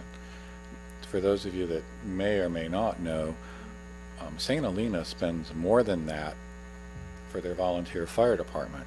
And what some folks in St. Helena may not know, that I happen to know, is that there are days St. Helena does not have minimum staffing available on their volunteer model. And that's putting increased potential reliability on the surrounding Napa County fire stations and us. So they really do need to evaluate and look at their service delivery model. Councilmember Muller? Quite a few years ago, maybe like more than 5 now, we used to have a line item because we had to contribute to the upgrade and purchase of new fire trucks. Is that now all built into our total contract? How come we don't see that anymore? Yeah, because what you see is the dollar amount. For example, the current contract maximum is, I had it right in front of me, 589 plus 18,166 for the equipment. I also have bad news for you, is that the equipment replacement amount is not adequate. So we're going to be fine-tuning that because And that's similar to what I'm encouraging them to increase that similarly to what we do with our equipment reserve philosophy that we're refining. Because otherwise what's going to happen is when we need to replace an equipment, we're going to use it, and then we're still going to have $600,000 that we need to come up with amongst the three of us. And I do want to point out that this current model, we staff at a higher staffing level than is necessary.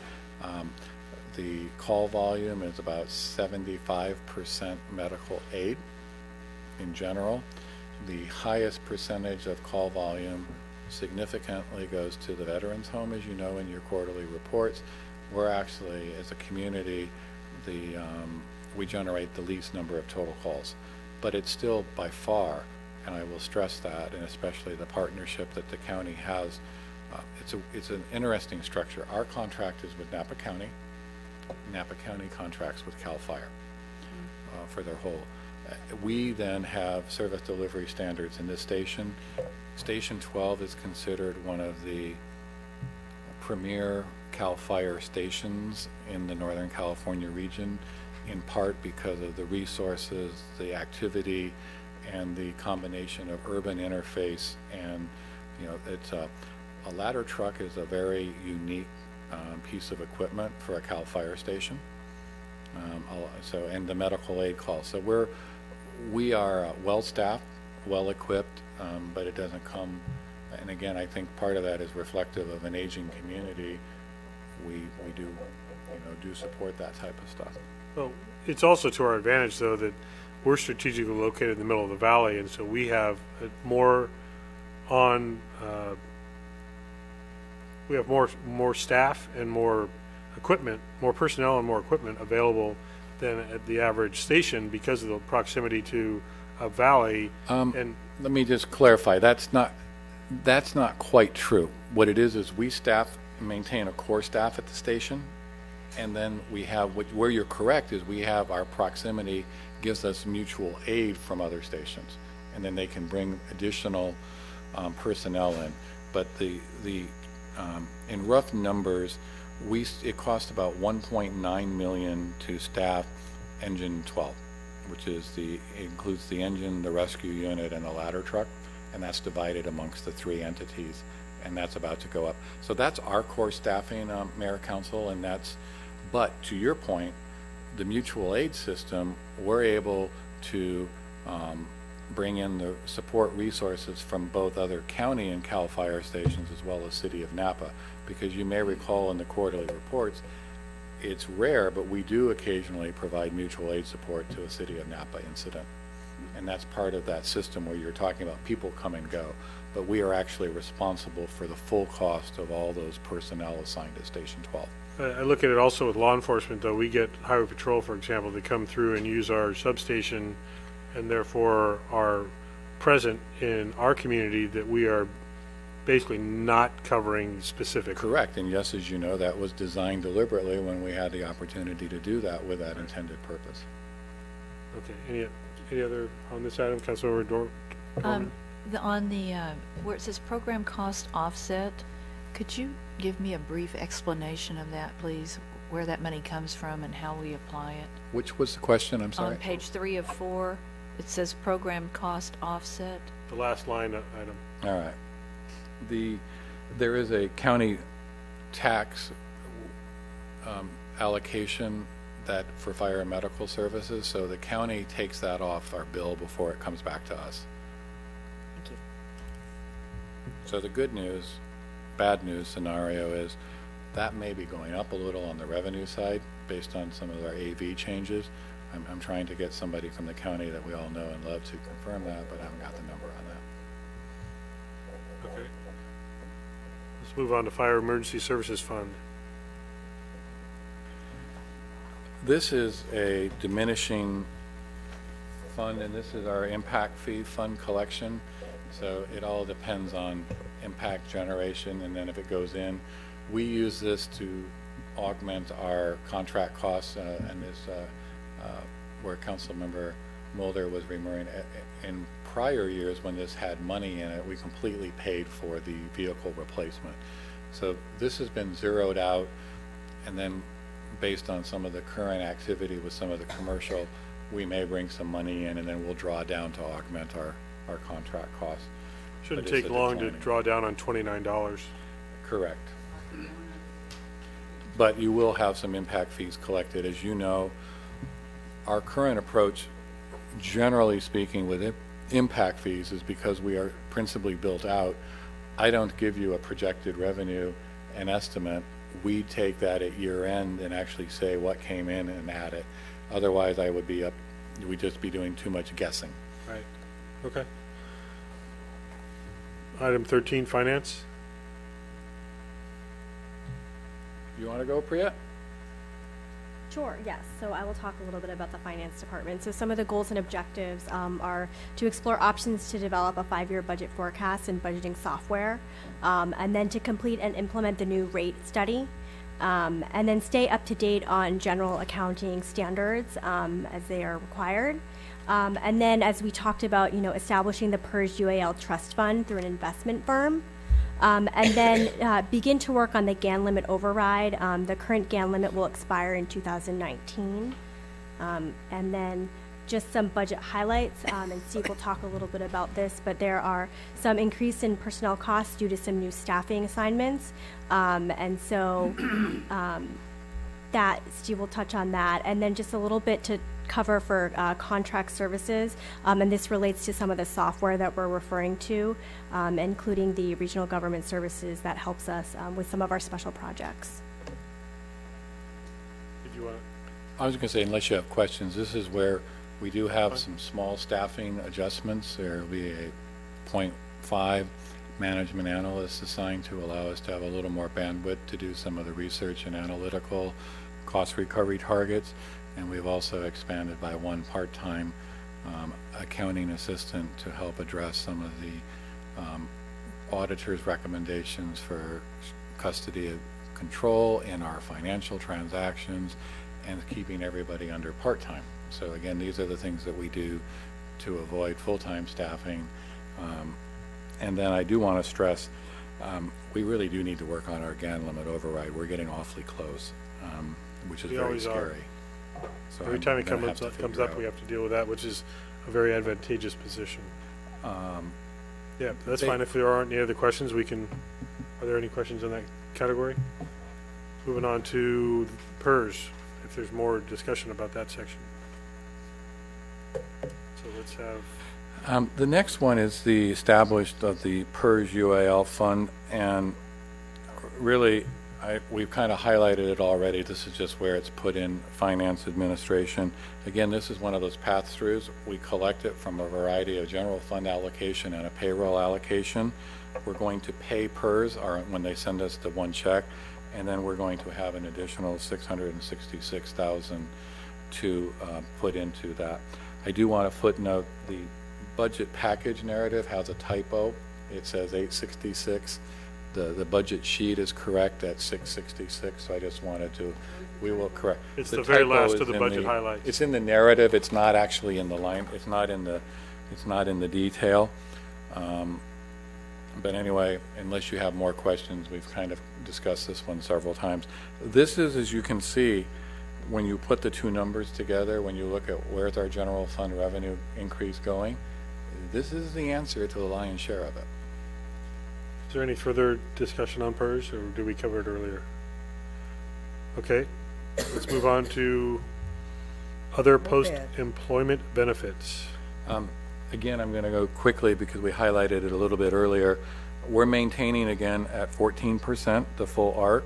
So we're paying for the current retiree benefits and putting a contribution again to future. So we And anticipate. Steve, if you could just explain not using acronyms for the public. Other post-employment benefits, And the ARC. and that is what the Government Accounting and Standards Board has come up with the terminology to use. I know, I'm not blaming you, just trying to get Oh, clarity. nope, but it's a good thing as we get, and this is for us, we do have retiree medical that employees are eligible for based on length of time and tenure with the town, and it's a sliding scale. And it's also something that newer hires have a reduced level of benefit than do legacy employees. So those are, again, some efforts that you have taken. So I'll point out, we have approximately $2 million now, a little over $2 million in the irrevocable trust.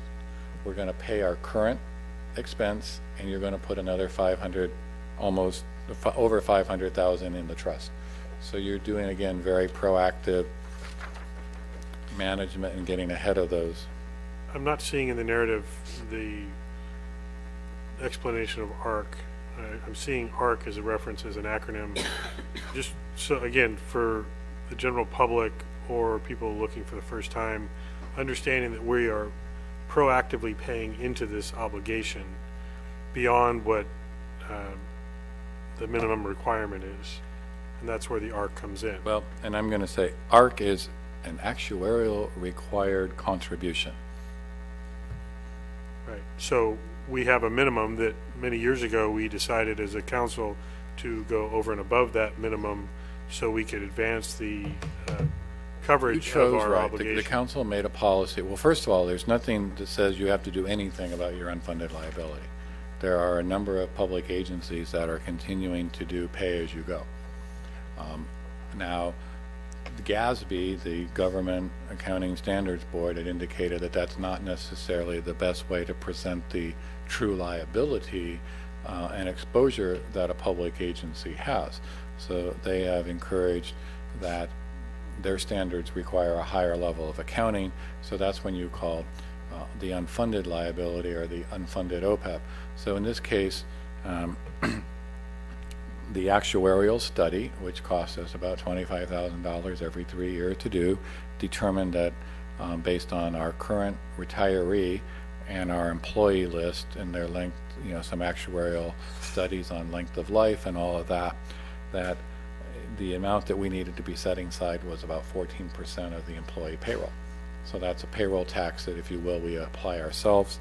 And then the council established a policy about 6 years ago when we had our unassigned fund balance conversations. We would apply at year end additional funds. So now what we're doing is we're continuing to fully fund the ARC as determined, and the ARC will change every time there is an actuarial study, because they do a reflection and a reset of everything. So we're moving forward with that. And then you'll see similarly on the PERS unfunded accrued liability is we're paying PERS what they send us the bill for, and we're putting more money aside yet. Councilor Dorman? So the paragraph you're just referencing where it says $3,199,465, that's separate, a different obligation we have than the $2,036,202. In the narrative where it says accounting for OPEB is the subhead, page 1 of 3. Which, I'm sorry, what page are you on? First page. 1 of 3. Second paragraph. Department Under the overview. narrative. Correct. You've got two numbers in there. One is It's on $3,199,000. the department overview, Steve. Oh, I'm sorry. Just one's no difference between CAFR and our OPEB trust. Correct. So those are two Well, separate the things. liability, the CAFR reports our liability at 3.19, and the OPEB trust fund has a balance of $2 million. So you're already 2/3 of the way to being fully funded. Okay, so that was my question. That is the I'm sorry, same now thing. that And CAFR is saying we should have 3.2, and we have 2 point. We Well, have the 2 CAFR million. reports, 3.2 would fully cover all obligations known Right. to date. Correct, and we have 2 million of that banked, plus we're about to put another 500,000 or so in. correct. Okay, But they thank will you. reset that, but that's, yeah. So the CAFR will always tell us our current position. The actuarial will report on what the exposure is, and if you want to think about that, that number, that 3.2 is our potential exposure. The other thing that's also interesting is I want to share with everybody, we don't accrue this cost all at one time. Right now we're writing a check for $127,000 for retiree medical. But the question is, If we every have single people- employee retired tomorrow, we would be, really, and we stop doing, Exposed. and if we stop doing business, then our bill would be 3.2. So that's why, but it is obviously prudent for us to be proactive in establishing that. But you mentioned earlier, I just want to clarify this too. What many people do is kind of like paying your mortgage payment when Steve says pay as you go. And it's really just a choice I mean, we weighed this way, but, you know, if doing that still gets you kind of where you need to be too. So there's lots of ways that cities handle it. It's not like Yeah, there are our benefits. PERS. There are benefits to not paying it off 100% ahead of time. Right. But you don't want to be overexposed and not have the funds if you are put in a position where you need more Right. than you And anticipate. what I would say is, within within maybe 5 years, you'll be able to use the irrevocable OPEB trust to actually pay your current liability, because if it gets to the point where it's funded at the 100% level and above, then instead of the general fund paying for that current, what I'm saying, 127, we may be able to use that as a revenue set to offset. So that's one of the goals I have, is that we will continue to get that fund up at a higher level, and we'll do a similar, although we won't, we'll probably get closer to more like 75% with the PERS unfunded liability. Any questions left for the general government section? Sandra, you ready? Ready. Planning and building. Good afternoon. This is the Planning and Building Department budget, and I have some exciting goals and objectives to share with you. First and foremost is to continue the Envision Yountville effort, and we are 6 months into that effort that we anticipate will last for another year or so. And the efforts over the next year will be to appoint and hold the meetings of the Citizen Advisory Group, to conduct several public workshops and meetings, to continue with the work effort of the consultant team, which will result in the comprehensive update to the general plan. We look to continue to modernize and update the building permit process, and we are in the process of launching online permitting and for owners and contractors. We also look to continue to grow the code compliance program, and the department has added several programs over the last few years. These include the use permit monitoring, the parking management, and the rental registration programs, as well as others. And with these efforts and programs in place, we have a few budget highlights to note for you. One, which relates to the modification in the number of FTEs for the department, which is achieved through adding a planning fellow, and this is a limited short-term position to provide assistance to the department during the general plan update. The other change is to reallocate the senior management analyst from a shared 50-50 position with Public Works to be devoted to the planning department entirely. We are looking to complete the Envision Yountville effort this fiscal year, and we had originally thought that we would need approximately $200,000 to finish this effort. Looking at what's left to do, we think we can complete this for $175,000 in contract services. And other contract services include the budget for the town attorney that you heard a little earlier today, to account for the department's demand on his time, and then to continue with the shared service model with City of Napa for code enforcement efforts. I want to share one bit of history that some of the council may or may not remember. We made a decision, and I'll have to take some responsibility for a recommendation 4 years ago, that we thought maybe we would be, as we approached the build out, that we would be seeing less planning activity. So if you may recall, we went from 2 professional positions in planning down to 1.5, but over time what we've ultimately done is increase the code enforcement and the monitoring program. So while we thought we were going to have reduced applications, we indirectly, through additional policy and recommendations, added to the workload. So in some cases, I share that for a footnote, because one, we did decrease, and I think we're coming back to you now and saying, in order for us to do the higher level of code enforcement and monitoring, especially because in the planning and land use area, you have to do a very formal follow-through structure, stay on top and investigate. So it's sort of a, if you will, a return to where we were 5 years ago. Is that about right, Sandra, on timeline? Yes. So I just felt the need to acknowledge that. Councilmember Mueller? Question time. So about 5 years ago, that same time, we talked quite a bit about cost recovery in this area, and I understand why these, as town manager has told us, the costs are going up a lot. Just from a policy perspective, are we really, and we can, it's not a question you have to answer now, but maybe we should really take a closer look based on these new costs on what we are recovering with fees and fines and forfeitures, so. There are a couple areas I will just address generally, and part of this is where you've added and you've been very supportive when we've come to you and say, we need something like the annual monitoring fee, and we need the employee parking management fee. So those revenues that we're bringing in are going in to help do this.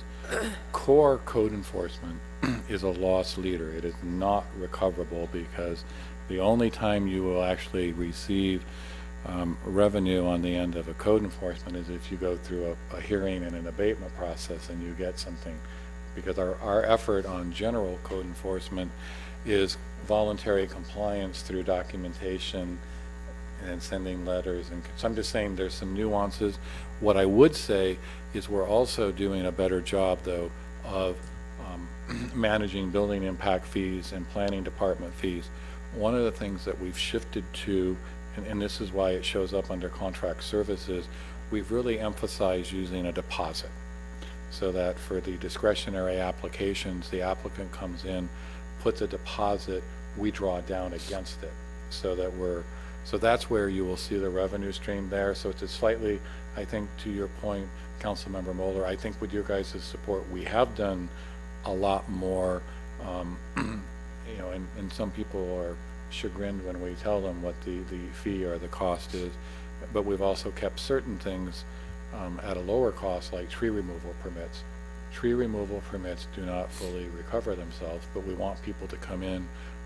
Water heater replacements do not fully, but we've tried to adjust certain things where we think it's better for the person to come in and get it, and then we look on cost recovery in other areas. But I do think it's an important footnote, and I do think if we go back and look 5 years ago, you would find that this department does a whole lot better, one, in accounting, but also we are much better at cost recovery. But you've also been responsible by letting us have the fee structure to support the programs.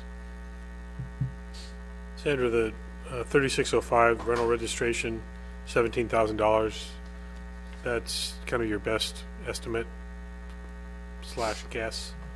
Assuming 200 units, yes. So that's what you're basing it on? Those would...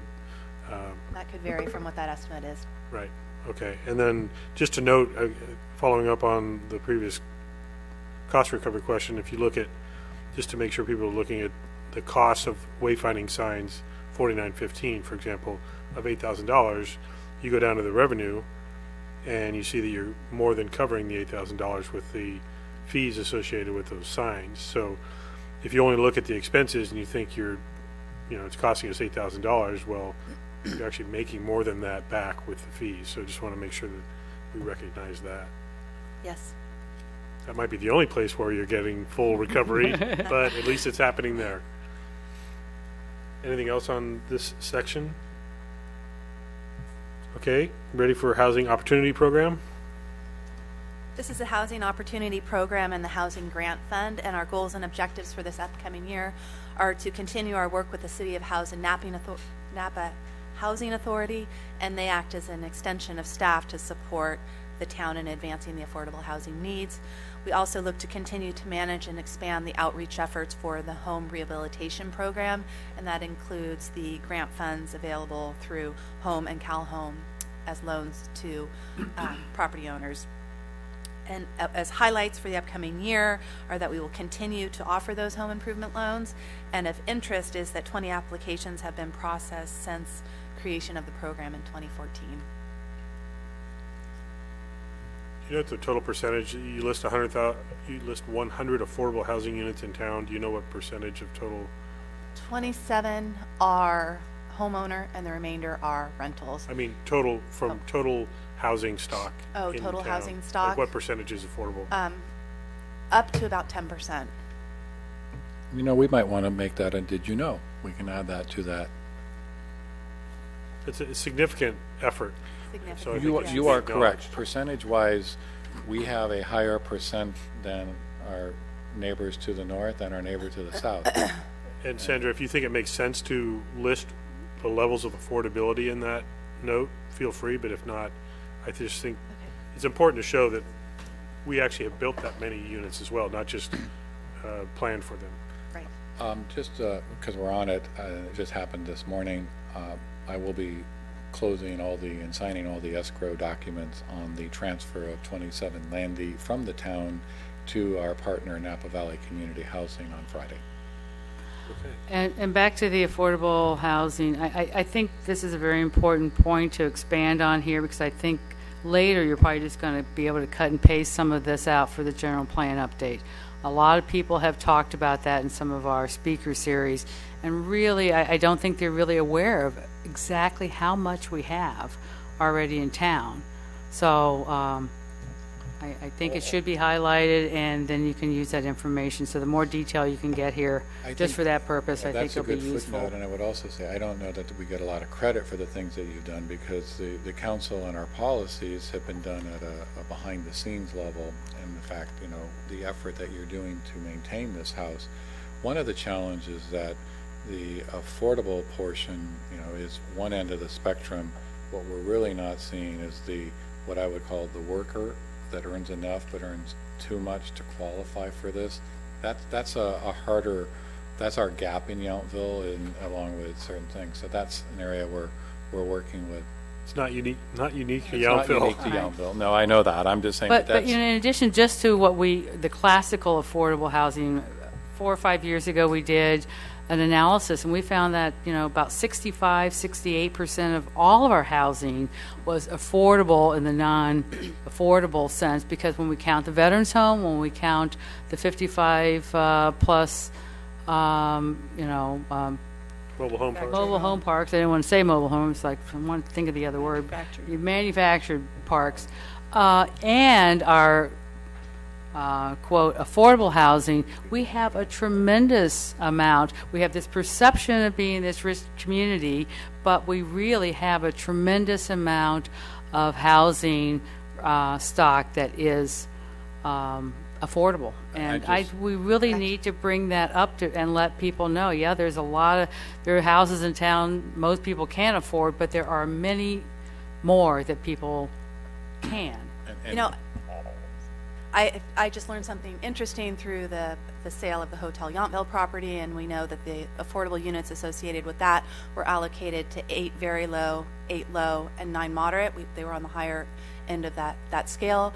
Through practice, they have over 13 rented as to very low and 7 as to low, so they're filling the lower ends of the scale, and that's really generally considered a huge benefit to this town. That's great. Councilor Dorman? Thank you. What do we do under goals and objectives to assist homeowners eligible to refinance? What does that entail from a staff level? That's working through our partnership with the Housing Authority of the City of Napa. They work with the bank through the escrow to help that occur. So do they come to us, or does our partner identify them, or they come to us? They have always come to us asking to make changes, and then we help facilitate that process. What it is we help those existing that have purchased an affordable unit, because in many cases they may want to refinance or pull a little bit of their equity out. So we work with them on that. It's not a new program. It's not something we're giving people money, but we work with them, and we have to make sure that they maintain and that they're not.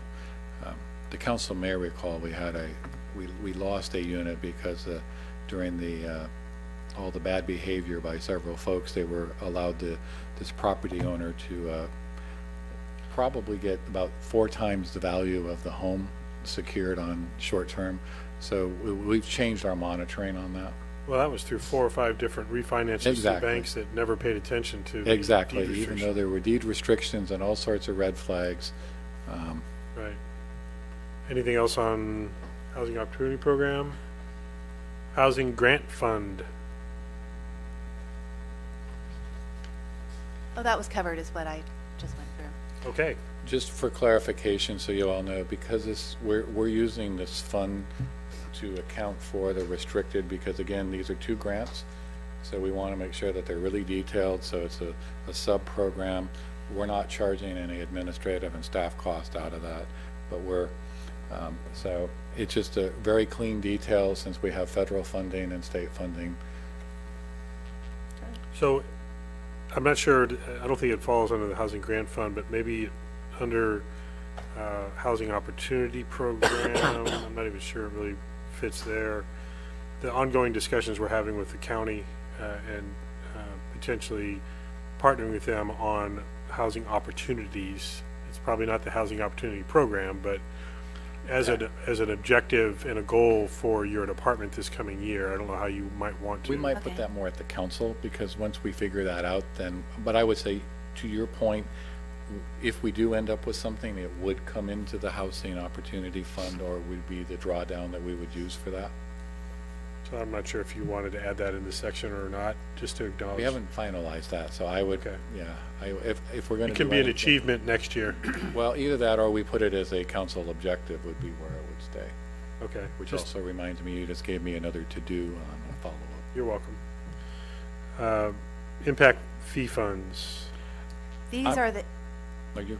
Go These ahead, are the Sandy. impact fee funds, and they include civic facilities, drainage and flood control, parks and recreation, public safety, and traffic facilities. And these funds are collected at time of building permit issuance for new development or for a conversion in use. And we don't normally budget these because the fees are hard to predict, although at end of year we find that we do collect them. And of note is that in this last fiscal year, we've collected over $307,000 in impact fees. Two of the biggest projects responsible for bringing in those fees are the RH project and the handwritten project, but they've also applied to single-family residences, different conversions of use, etc. I will also clarify on that one, the conversion of use also applies when you take like a residential unit and convert it to office, as was what Cindy Gates Estates is doing. Well, we may be seeing a lot more of this, correct, as we're seeing the secondary conversion? No. No, none of that is an impact fee? Nope. And there will be no impact fees on appropriate second units based on state law. Got it. Well, no, we will be receiving most of these impact fees. It's the water and sewer that we're limited in collecting those fees. Thank you for that clarification. Okay.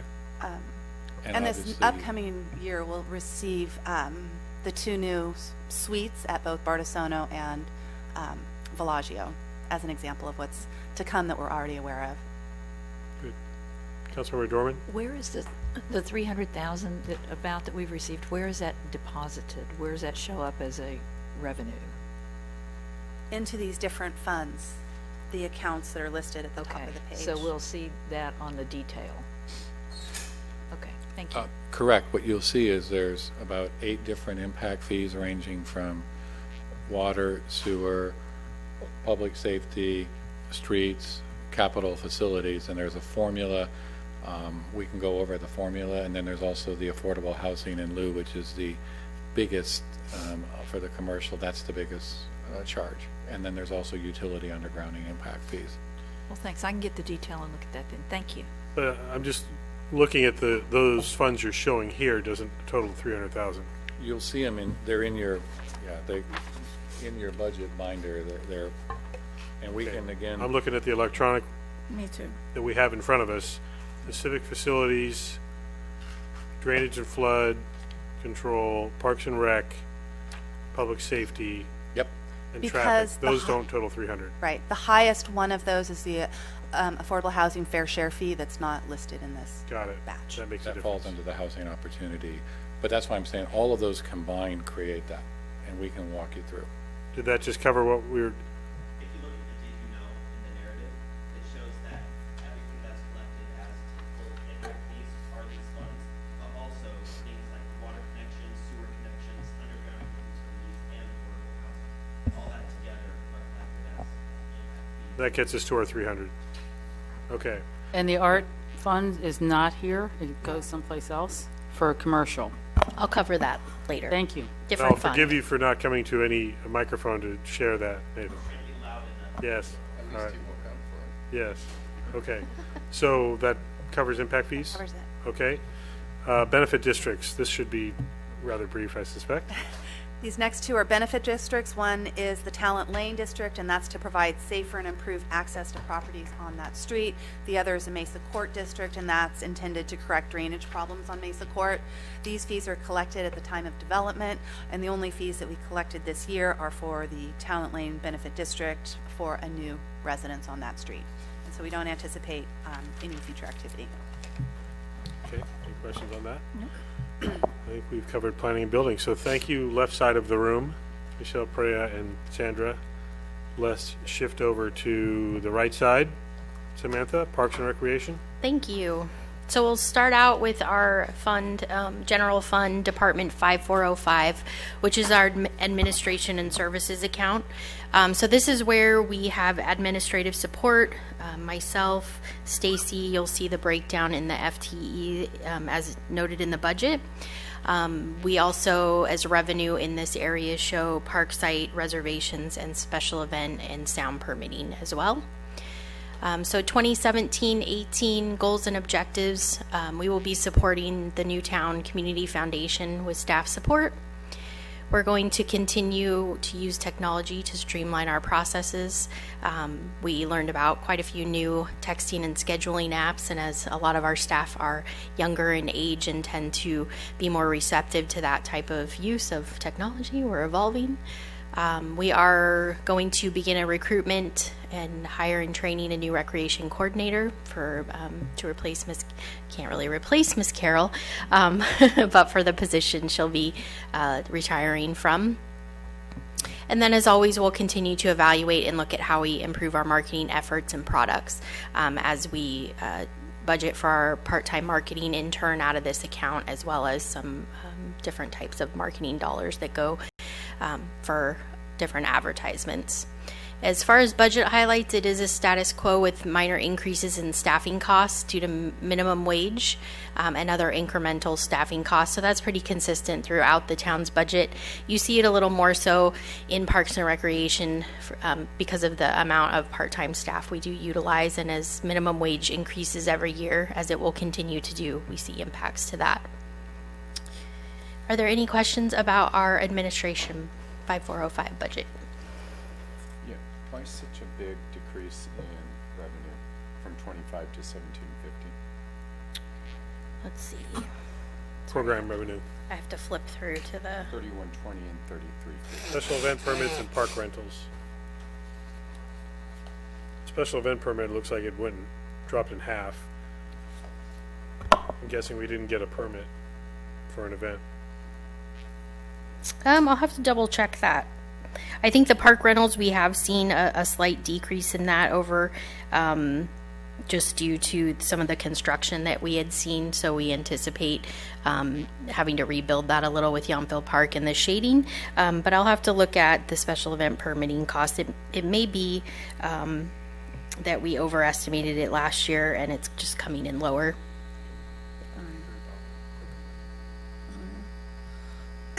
Any other questions? If not, we'll move on from admin and services to Parks and Rec day camp programs. So 5406 is our day camp programs, and we run a summer, spring, winter, and then a Thanksgiving break camp. So basically serving the school age community when they don't have school. We will be successfully transitioning this program to a new recreation coordinator, and we'll continue to work on increasing spring and winter camp enrollment, as those tend to be significantly less than our summer camp enrollment. Other than that, there are really no major changes to this budget area. And we're going to be sure to continue marketing those efforts as we support Yountville Elementary School going forward. Absolutely. Yes, Councilmember Moeller? So I just have a general question. I probably should know this answer, but I can't quite figure it out. So all your other programs after you did the Parks and Rec admin and services, you go through, because we talked about this a long time ago, and you do a nice job of showing the cost recovery. So my and you do have like the personnel listed under each one of those. Now, is that, when you list all the personnel and all those costs, are those the same and you've just broken them out from section 1, admin and services, or? No. So we don't do Okay, go It's ahead. not, it doesn't repeat. Is that what you mean? Right. Right. So if you look on like the second page, mine's not numbered, I apologize, but you'll see the staff allocations. And so although we're Those are budgeted unique. 0.02 of me in this account, it's because I'm not fully budgeted in the administration account. So Okay. I'm allocated out to all of my programs as well. So we'd be correct in saying that if you allocated all of the expenses from Section 1 throughout these other programs, and I'm not trying to dish your cost recovery, what I'm trying to do is demonstrate to the public that we support these to a great extent. Would that be fair? Yes. Okay. Yeah. So these, even though it looks like we support a program, let's just say, by 70%, in reality, it's probably closer to 85%. So Yes. if you broke them all out. All right, thank Talking you. about adding the administrative costs associated with individual programs, not just the. Well, I'm not trying to say add it in. I'm So, just trying to make a yeah, point. I mean, that- obviously, there's a certain level of administration that goes on for the department, regardless if there were, these programs or not. So we try to apply it to them as we see appropriate.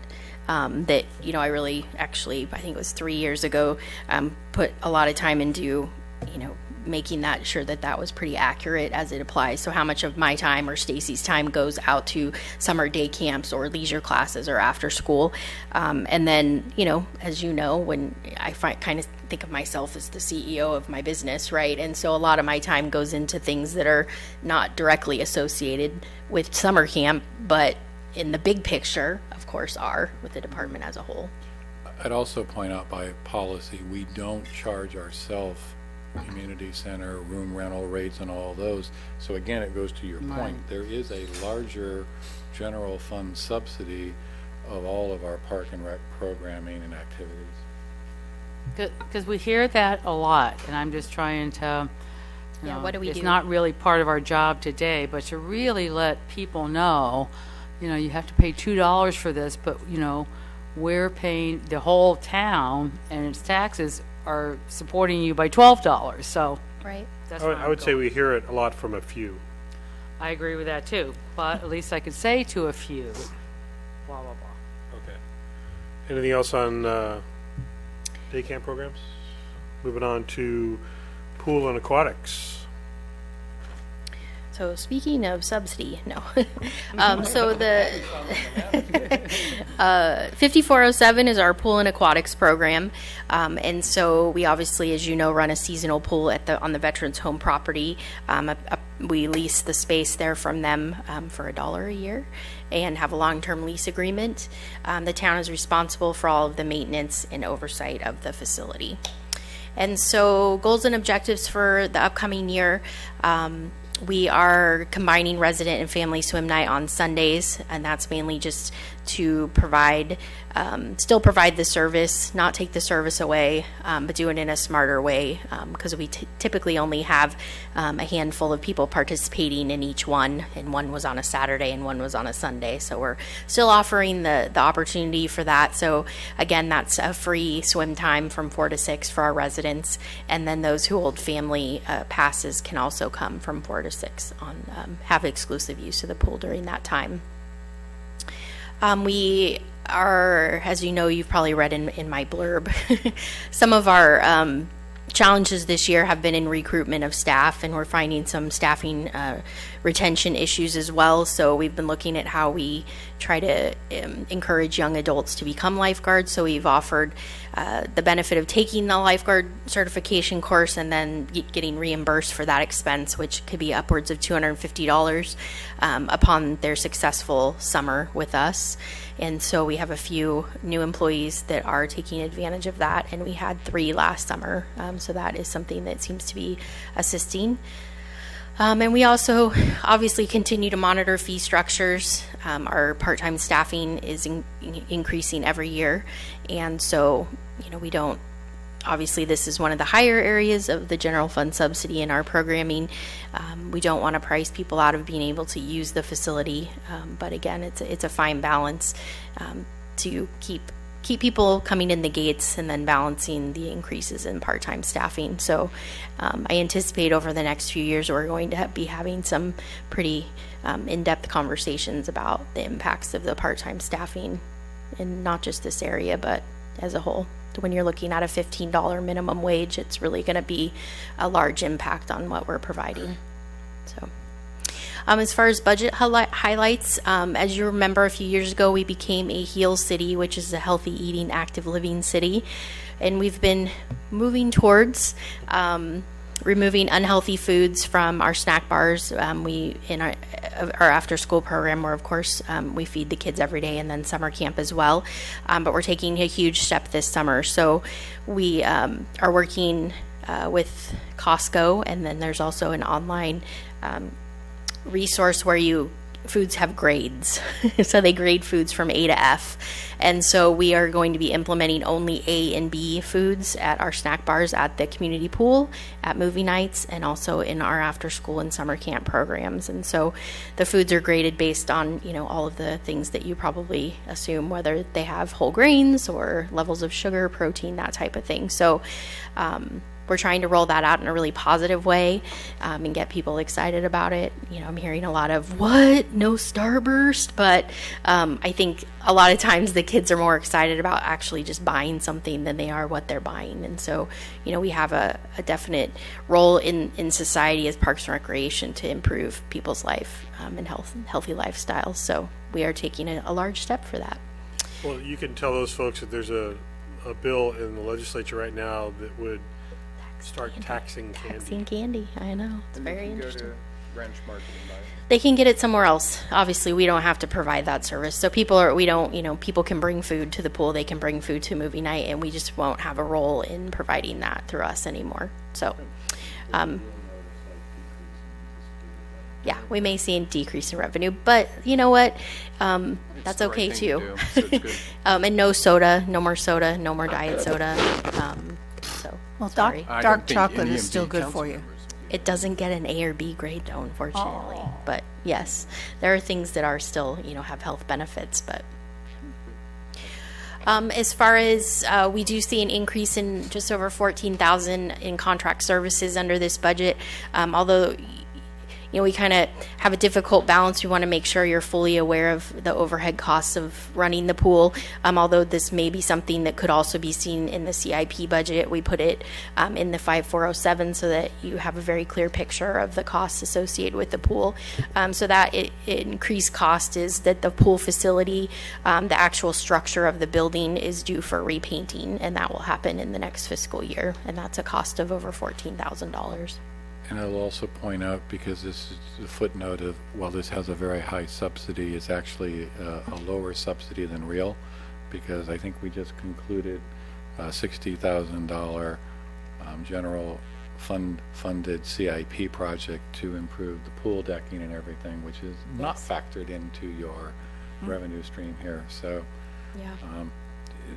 There's a cost associated with improving the facility, yes. So you approved in last fiscal year's budget the replacement of the pool deck, so that's almost complete.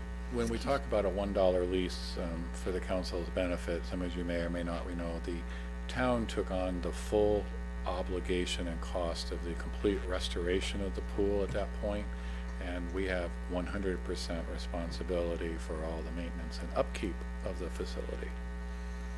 Vice Mayor, question? Yes, so are you saying that the facility upgrade with the pool surface and everything adds to the 56% or $96,000 a year that we subsidize? Oh, yes, it absolutely would. So those projects, like I said, it'll be the one Steve is referring to is going to be complete in the current fiscal year, but it was under the CIP budget. So if you move that in, obviously your subsidy would be I think much that's higher. important for residents to know. Yeah. Because they, that's Yeah, it is important, and I Major. think that was part of our discussion with putting the painting in the actual budget for the pool and aquatics programs. It's something Maria and Joe and I discussed, and so we'll continue that going forward. Any other questions? Councilmember Dorman? Do you have a feeling for how many of the pool users are, and maybe this is in your narrative, are residents versus outside? She does, because we've asked her for years to Put it collect in that there. data. I don't have it right in front of me. I will add that to the I can get narrative. it later. But we do it in our summer report, and I can tell you, I believe it's about 40% are residents that use the pool. Yes, thank you. As far as drop-in use, senior swim lessons. So as a whole, about 40%. You know, and that's an interesting footnote when we look at it, because we often talk about the fact that without inviting those in proximity, we wouldn't be able to offer the programs, because if it was just focused on the 40%, it might not be financially attainable. So we have a sort of a love-hate relationship with how many other people come use our programs. But if we took a very narrow approach, it could actually result in some of these programs not being viable. Well, that's true beyond the pool. It's like our Exactly. leisure That's a activities broader, and no, I agree with you. That's a very, every busload that goes to somewhere in the Bay Area couldn't happen if it was just our local classes, residents. so I just using that as a guideline, because some people would say, so then the question also, is it appropriate for us to subsidize at a higher level non-residents? So that gets into why we do have a nominal charge for most of our stuff, because otherwise you would be potentially giving away things. Well, when things are free, there's unlimited access to them too. So you probably wouldn't have enough lifeguards if things were free. So Anything else on pool and aquatics? Let's move on to community center operations. Okay, so 5408 is our community center operations budget. So just to recap, as most of you know from previous years, this account accounts for the overall maintenance and operations of the community center. So as Steve mentioned before, we don't charge ourselves rent in other program areas. In this budget, you see the total expenses for running the community center, and then the only revenue you see captured here is for actual rentals of the center. So whether it's a private or public event, but someone who has paid to reserve and rent the center. So as far as goals and objectives, we will, as we do constantly, it seems like, continue to evaluate our rental fee structures to make sure that we are staying up to date with current market rates. Maintain balance with our recreation class schedules and rental availability to ensure we're serving our residents, as well as trying to be as profitable as we can with our rental market. So on that bullet specifically, over the past 2.5 years, we've seen a considerable amount of growth in the participation in our programs, so our classes and with the Golden Ticket program. And so those things take up a lot more hours in the community center facility, which it's kind of a catch-22. So then we're not as available for someone who may want to come and rent the facility. Although we do have certain days that we allocate specifically. So Thursdays, for example, in the Heritage Room are set aside just for rentals. So if someone, such as the county, uses our facility, or Napa Valley Vintners comes in, we know that we can say, well, we always have Thursdays available for your daytime seminar. And then, of course, the weekends are popular for weddings and different events like that. We are also just continuing to always evolve with our marketing and rental opportunities. And so over the next year, it may take 2, we're really looking at kind of evolving the way that we offer the facility. Although we're never going to be in competition with, say, our hotel properties in town as far as the services that they're able to offer, and we don't really want to be.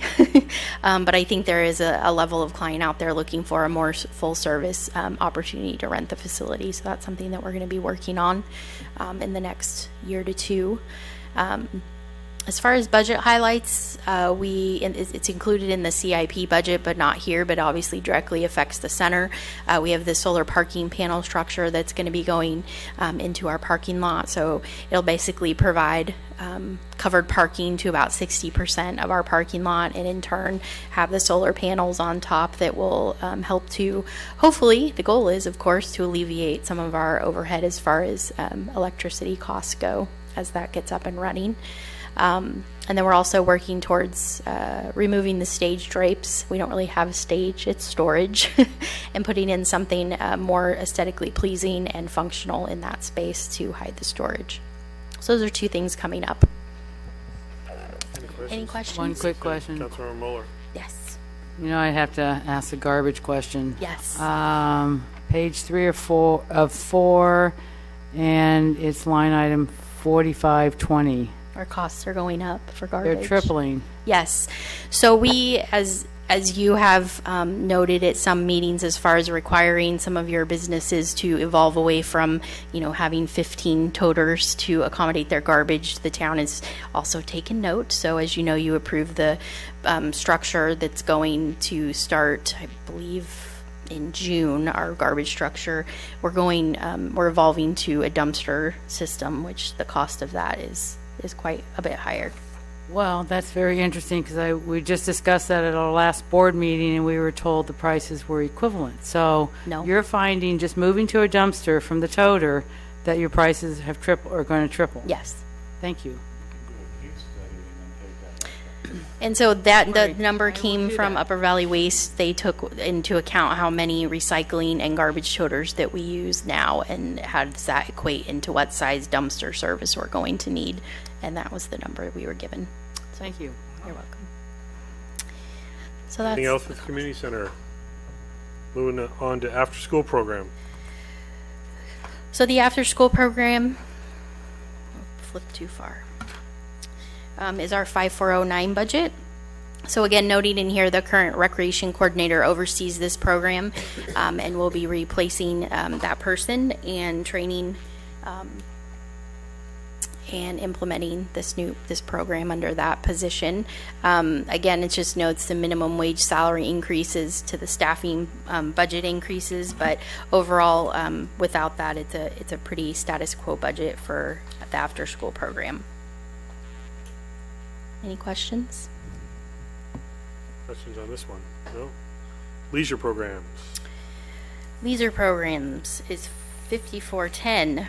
Under this program area, our golden ticket program, our excursions, as well as all of our fee-based classes, so fitness classes or things that we charge for. So as far as the 2017-18 goals, with the council's support, we would like to continue the golden ticket program. We have achieved 89 members over this year as our highest, and so we want to keep reaching for that 100 member. But as you can might recall, the golden ticket program is something that we came forward asking for the council to support last year. It's offered to residents and non-residents at a very minimal cost per quarter, and then we pay the contract instructors an hourly rate, and the program is subsidized, but we found great success with this. So to have 89, and of those 89, I would say it's about 78 to 80% are residents utilizing that program. And so I noted it in the narrative, but outside of pickleball, this is one of the programs where we've seen the highest percentage of resident participation in the golden ticket program. And to yes. what extent do we subsidize? So we budget, let me look at my breakdown. And this is, like, as Margie noted, so it's mainly, it's hard to put a real number because there are other administrative costs that are subsidized as well. But we asked for a budget of $15,000 to pay instructors out of this. And so we're bringing in a revenue of about it's about $4,000. So you're subsidizing the golden ticket by about $11,000 a year. Thank you. And that, again, not considering the cost of the facility and full-time staffing and that type of thing. Administrative overhead. Yeah. Are you seeing stability in our instructors and therefore stability in our programming that might be part of the reason for the increased participation? I think that it's really more of the model of the program. I mean, we have had instructors for many years that offered fee-based classes, but it's really the model of it, I think. So for $75 a quarter, the participants can choose from anywhere. We've had from 12 to 15 different classes that meet every week, and they choose what they would like to participate in, and it's one fee. They don't have to pay different fees for all of them. And so I think it's more of the model of it. It's not free, and I've heard no complaints about the fee, and having the ability to choose and having so much available, I think is really what's working. Any other questions about leisure? Sports programs? So our 5412 is our sports programs. And so in this account, we have our pickleball program, or our drop-in pickleball open gym, as well as drop-in basketball open gym, and then our mini sports programs all account for in the 5412. So our goals for the year are continuing to evolve with our growing pickleball community in Yountville. We continue to see growth in that every month. We have at least a few new members of that open gym program. Overall, you do see a decrease in this department budget. We had a goal last year of transitioning our youth basketball program to Napa Parks and Recreation, and then offering practice gym space here at our facility for Yountville students. Basically, that was a great decision on our part. It worked out really well. Parents were happy, and it took that administration of what was considerably small basketball league out of our department. Any questions? I do have a question on that. Do you Sure. have an apples to apples on the pickleball? There were 1,733 resident drop-ins. Like on the Golden Ticket, there are 89 members, but do you have figures, and not necessarily today, but do we have figures available of how many actual bodies went to the Golden Ticket programs? Yeah, so like every touch, basically. Right. Every time 'Cause they came in pickleball is for every something. touch, right? The Yes. 1,733, yeah. Yeah, just I could was definitely wondering. get that. Thank you. Absolutely. Councilman Bowman, I just clarify, the pickleball numbers reflect the indoor ones. They do not reflect the very popular outdoor courts at Vineyard Park. I will add that into the narrative. If no other questions, community events and programs.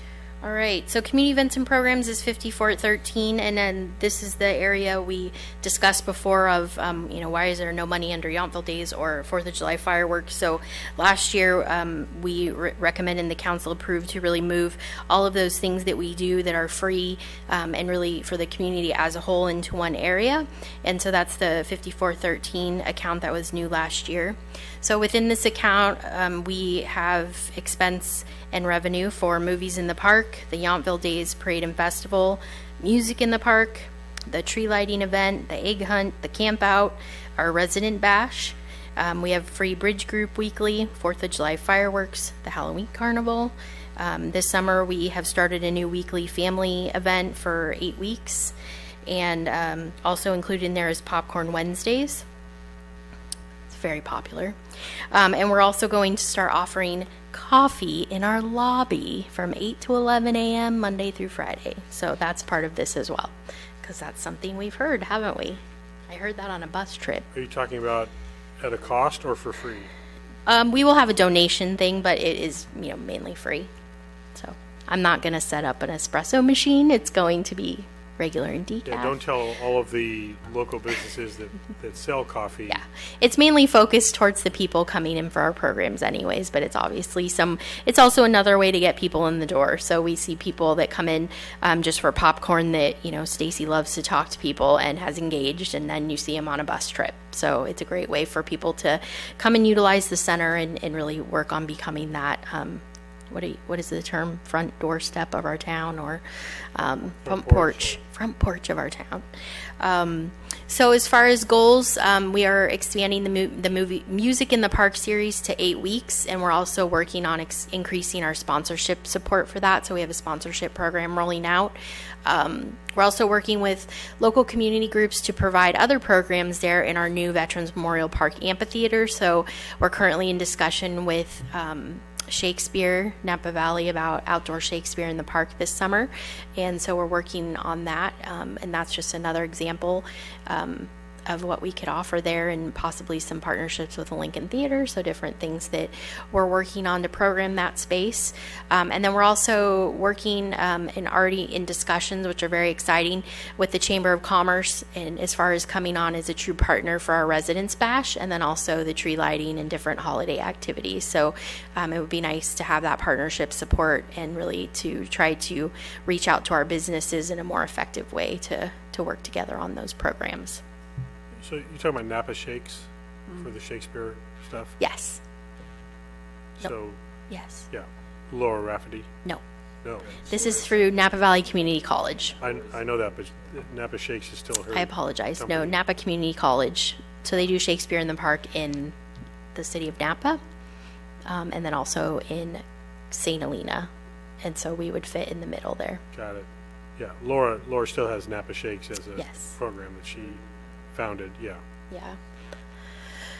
So budget highlights, we do see again that salary and benefit increase primarily due to minimum wage, and then we also increased our part-time salary support slightly for the extended music in the park series.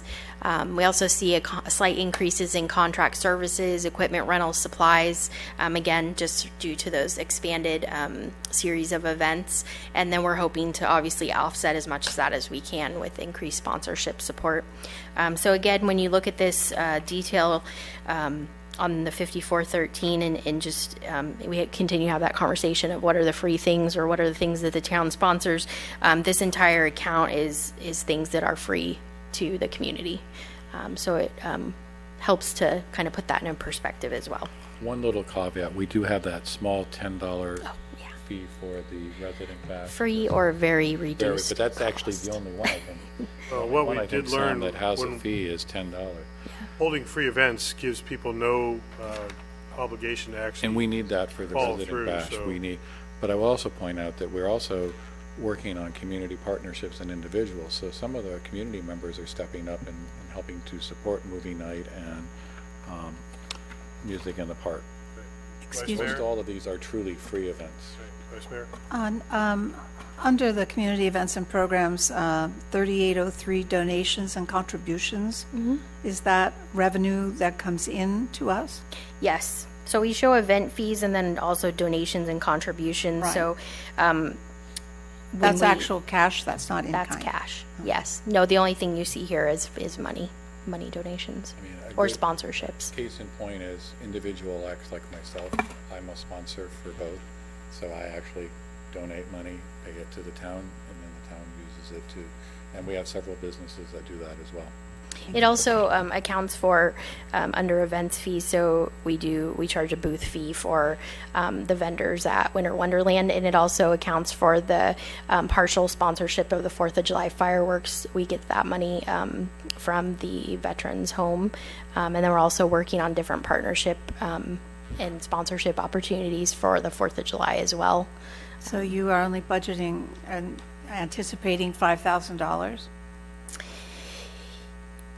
It's kind of, well, the sponsorship, events fees is not all of, it's really how you word it. So the money that comes from the Veterans Home is not really a donation. It's our partnered event fee. Does that make sense? Any other questions about community events? Public Art Program Fee Fund. So this is the allocated restricted fund that we put into place about a year ago, I believe, something Priya worked very hard on. And so this is the restricted fund that is a, sorry, I have to turn back to my note. It is the 1% valuation on all commercial projects. And so, where did my slide go? There we go. So all 1% fee from commercial building permits. So they have the opportunity to pay the in lieu fee or place art to value the 1%. And so all of those funds are restricted and must be spent on ongoing projects only for the Art Walk in Yountville. And so our goals and objectives is continue to develop that fund balance and work with the commission, obviously, to continue the public art program in town. And as far as a budget highlight, the fund balance increased based on issuance of building permits for several commercial projects. And so we work internally to make sure that's held as a deposit until the project is completed and the project applicant decides whether it's a fee that they're paying in lieu or if they're going to be placing art. And if they place art, then we work with them through the commission on the selection. Questions about that? Yeah, I think that's an important point, the very last statement you made, that it's not up to the business to select the art and place it. It's in conjunction with the Yes. evaluation of the quality and appropriateness to the Arts Commission. Yeah, we have a very detailed program that they know up front that there are stipulations that they have to work with the commission to approve the final piece, as well as it be viewable by the public and different criteria associated. Good.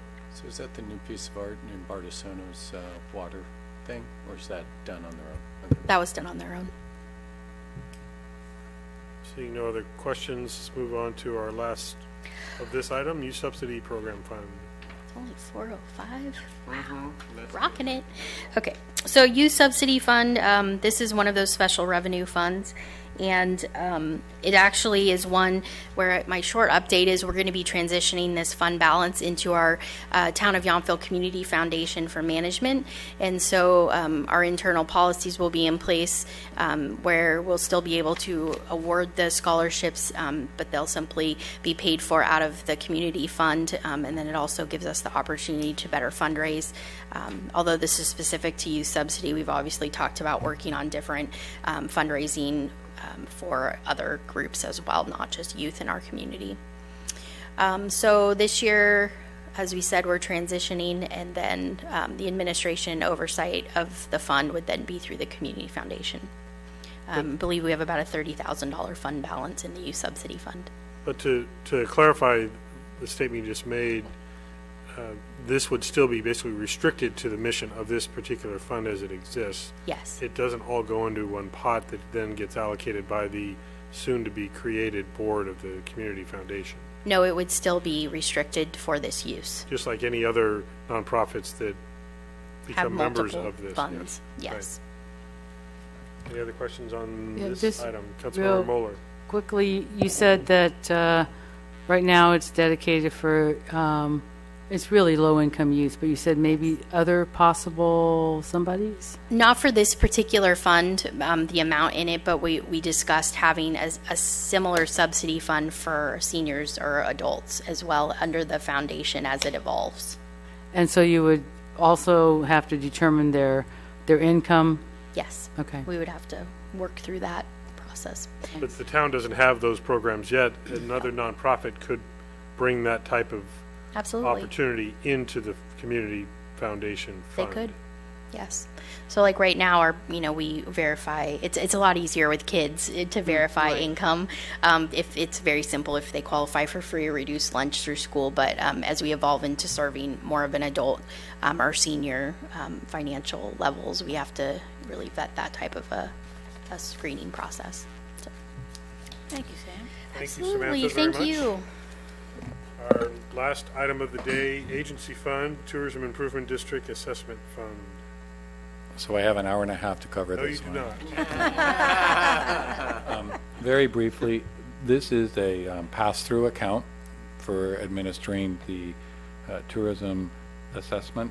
The town receives a small administration fee, and then it serves as the fiduciary agent for the local TID. You'll note that the lion's share of the TID revenue, 75%, goes to the parent organization, and this is all consistent with the bylaws. And you'll see down the pass-through at 74%. The Yountville TID share is 25%. We are the fiduciary agent. The council has myself and the mayor serving on the TID board. The board makes the approval expenditures. We have our own purchase and control exercise structure, so we run it as a Brown Act function and activity. But really, it's, they make those policy decisions on the budget, so that's why you see an in and an out. And also, just for the council's and the public's awareness, we have a new chair and vice chair of that board, Steve Davino being the new chair and Eric Housley being the new vice chair. We also have Seleshi Ingest? Yes, from the Remington Group, currently at Bartisono and soon to be Hotel Yountville, on the board. Tim from Nut Valley Lodge had to resign when he was reassigned up to Calistoga. So those are changes on the board. So sorry. Go ahead.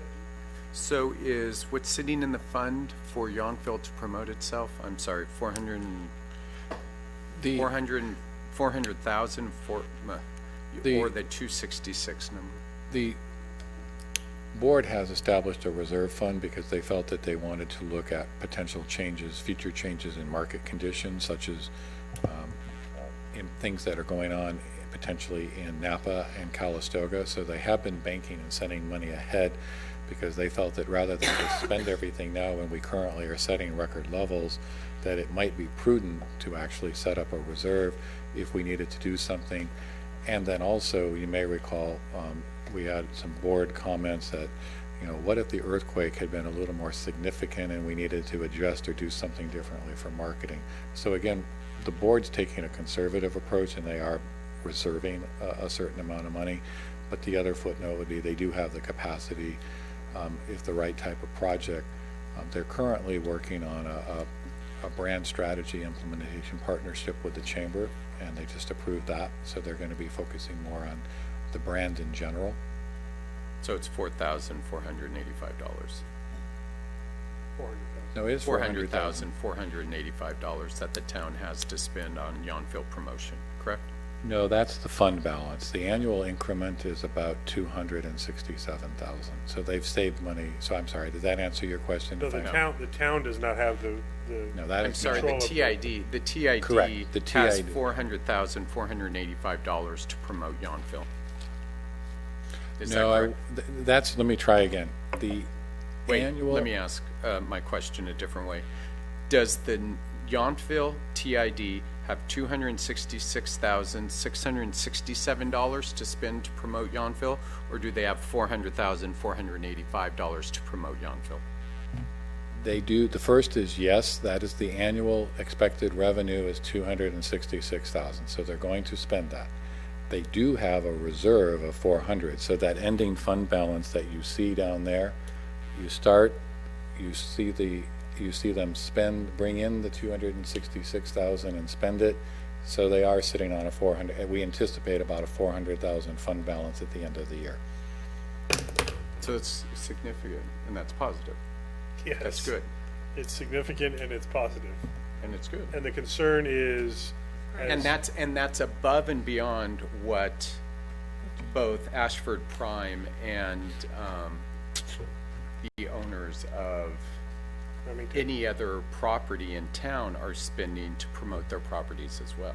Also correct. That is just, and what I would say is, I think there's some really good energy with the chamber right now, and the chamber has brought on a new marketing plan partner, and I think the TID may be willing to spend a little bit more with them if they see some success in next year's program. But they're putting there's been a significant commitment to the Yountville TripAdvisor page, that all the properties feel they're relatively in agreement that that's a necessary and valuable tool. There are differing opinions on some of the other, especially social media tools and how to use them. But the main concern about that fund balance was to offset decreases in room rates and occupancy numbers as we start to assess the impacts on new hotels in St. Helena coming online this year, new hotel in Napa soon, the hotels in Calistoga. So if we see, as a board, if we see little to no impact, then I think they'll feel comfortable releasing those funds to various marketing opportunities. But for now, they want to be very conservative. I'd also say they're also taking a look at our current results and our capacity and going, what are we marketing for and what do we want as an end outcome? Because if we spend a lot of money on marketing and we actually don't have any place to put these people, then we end up spending money and perhaps we're putting heads in somebody else's beds. Well, So anyway, that's the ongoing challenge of the 74% that goes to the parent company, that we want to make sure that that $807,000 is still influencing travelers coming to Yountville, not to downtown Napa and other places. But all right. can I make one comment? I mean, and maybe I'm not clear. I mean, it's actually more than just hotels, because I think to me, the biggest thing of note today is our TOT is now only 62% of our total revenue. That is a good thing. It used to be well north of 80%. And the reason is that diversification, so that we are bringing in so much more now with sales tax and other things. And The if I could, the 80% always included TOT and sales sales tax. tax. So the Because- 12 to 14% of sales But tax I will is part say, of that we've number. seen right, some. but the point is still true that just the TOT now is not, we're not as reliant on a percentage basis of TOT that we used to We be. are 3% less reliant. Over The number- 10 years? No, The- that's the not number, if you start talking about an 80% number, you have to include the sales tax number. Correct. in that, I want not to say, just TOT. the But it- historic number for TOT has been 65, and we're at 62. So you're correct. So it's but only you're changed seeing- 3% over 10 years? Correct. Because it's always had, so that's been very stable. So we're not really making that much on a relative basis from sales or I think we have property to, taxes or anything else. It's really right been now, flat. you've seen, in this year's budget, you're seeing a slight increase in property tax, and that's principally the result of the larger, so from a standpoint, what you're starting to see is a maturization of our revenue stream, and you're starting to see a leveling off because a term Jeff likes to use is RevPAR. We're seeing a little more elasticity on our occupancy while the properties have been focusing on revenue per room. So they're raising rate. And then we're seeing a small increase. Our restaurants in total have increased slightly. And then our sales tax is slightly increasing due to some of the tasting rooms. And we'll see a recalibration because our largest retail sales tax generator will be closing. On Vice that, Mayor? excuse me, I'm sorry. Thank you. On that note, I think we have, 3 more restaurants coming online eventually. Well, yes and no, because remember, when you take one offline and it's replaced, that's not new net. So what we look at All right, is so what would. 2. So Well, for, Pacific Blues is changing to different. Platform 8. Yeah, You but can the- argue RH used to be any number of restaurants. and then we run into, Frankie, Johnny, and Luigi's used to be at one point. So But we the will see sheepskin store is going to be a restaurant. the sheep. So that's That's a net 1. We'll see. Never So Used to from be a bar. from a new net, we do have the potential of, but I'm not projecting RH or handwritten to be open of any significant duration during this fiscal year. So I do think you're going to see a better performing sales tax base based on the trend lines. One of the goals that Maria and I really have is we want to do a little better 5 and 10 year financial forecasting and expenditures, because I know you don't believe me when I keep telling you revenues are starting to plateau, but they are. And especially when we start looking at it, because we don't have a lot of other places to go look for. We are not going to get new revenue by building new subdivisions and things like that. So it's really important that we look on maintaining what we have. And as a mature resort destination, that's why I think the TID is being smart. They could go spend all of that, but then what would we have to show for it right now, as opposed to what might they need to do if market conditions change? Well, and to the Vice Mayor's point, one thing that could be this would actually be a return of a restaurant. Once the lobby renovations finish at Vintage Estate, and they can repurpose what used to be a restaurant, which is now their lobby space, it would technically be a new business, but not a new restaurant. It would be replacing what used to be a restaurant. I mean, we'll see. There may be some net, but right now, because of the moving pieces, it's too hard to project. I mean, when RH comes online at this point, that will be a net positive. I would also say that potentially, as the mayor was just commenting, if something is done differently that's revenue producing at DeGrosinger, that could be a net plus, but it also depends on what other changes do they do in the V marketplace. And they have not committed that space to be a restaurant use. Right, they're after it's a currently, lobby. we hear a lot about master plans. There's the property owner there is evaluating, and the same thing with the veterans home. In theory, if there was to be a hotel or something that gets opened up there, that is in the town limits and would have. So there's a lot of potential moving pieces that are harder to really project there. But what I would say is we are reaching a maturization of our revenue portfolio, if you will. So I'm not interested in necessarily trying to fill up to 5 No, o'clock. I so want to wrap it up, actually. I was going to Okay. ask you to, I just wanted to ask one or two, if there's anything you wanted to repeat, Steve, about takeaways from today that are questions to be answered after the next well, workshop. actually, what I'm interested, thank you, Mayor Council, is, you know, in general, we heard some edits and some clarification on narrative, but I didn't hear a whole lot of questions or concerns about the proposed expenditures. I think you take the silence and limited response to being, it's being well received by council. We're not taking any formal action yet. No, but you typically, this is our, you know, if there's something that you want more feedback, I need to know that now so that we can go back and adjust it prior to the... Councilmember Moeller? Okay, fireworks. I heard that the Veterans Home, can't verify this, was removing their contribution from what they're paying from fireworks out of their morale welfare fund. If they get any donations, they might use that for their fireworks. So to the point of any changes, I don't want to decrease the overall fireworks budget. I'm willing to make up for their part if they don't put it in, because I like fireworks. This It's would be, interesting, I've been negotiating a more official MOU with them, and it hadn't come up at all. Interesting.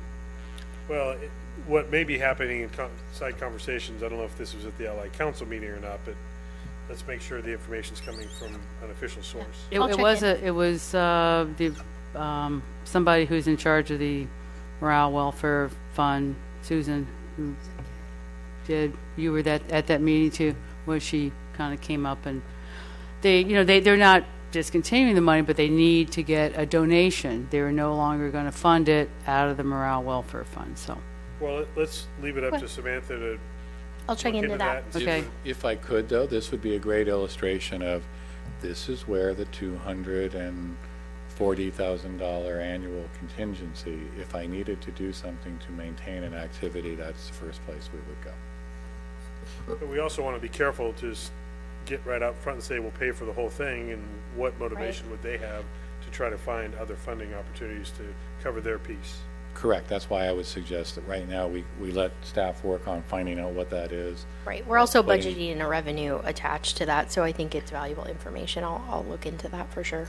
And whatever placeholder you have for the resident bash is obviously going to be flexible, because we don't know what that event is going to look like exactly. Actually, if you may recall, we did one last year, so we anticipate. It will look the We same. don't know, the point you made in your narrative is the Chamber of Commerce has Yeah. expressed an interest in being more active, so we may not need to subsidize as much if they Right. bring in new sponsorships. Possibly right. For I would say, In the big scheme of things, that's not a very expensive event. The fireworks is about a little over $16,000 with permitting and costs. So, and the Veterans Home pays 40% of that. So it could be fairly substantial, but I will And- check in and report back on for that. example, on the resident bash, I think, Mayor, what we're thinking is going to be really helpful is the town's still going to do a lot of our marketing, logistics, the fee. Where we anticipate the chamber being really helpful is that there'll be more businesses participating, more vendors, more food taste and things like that. They're going to help us take that. And we're still going to be having some of the operating costs and the stipends, but we're going to have a better partner doing that. So that's Right. why I don't see, from a budget standpoint, I don't see a big change Okay, to us good. in terms of the event, but we see a better event for the community. Right. You know, it's the 50th anniversary of the Summer of Love, in case you need a theme. So any other substantive Get out your recommendations tie-dye. from the budget, if we can pay attention to the budget? No, we are. Seeing none, then I'm going to entertain a motion to adjourn. Thank you, by the way, all of our presenters today for taking the time to be with us and all the work you did to get us here. Thank you. I'll entertain a motion to, since we have canceled our May 16th meeting, to adjourn to our next our next special meeting, which is Budget Workshop number 3 on May 22nd at 1 p.m. Is there a motion to that effect? So moved. Is there a second? Second, Councilmember Durham. All in favor? Aye. Thank you very much. Have a good afternoon.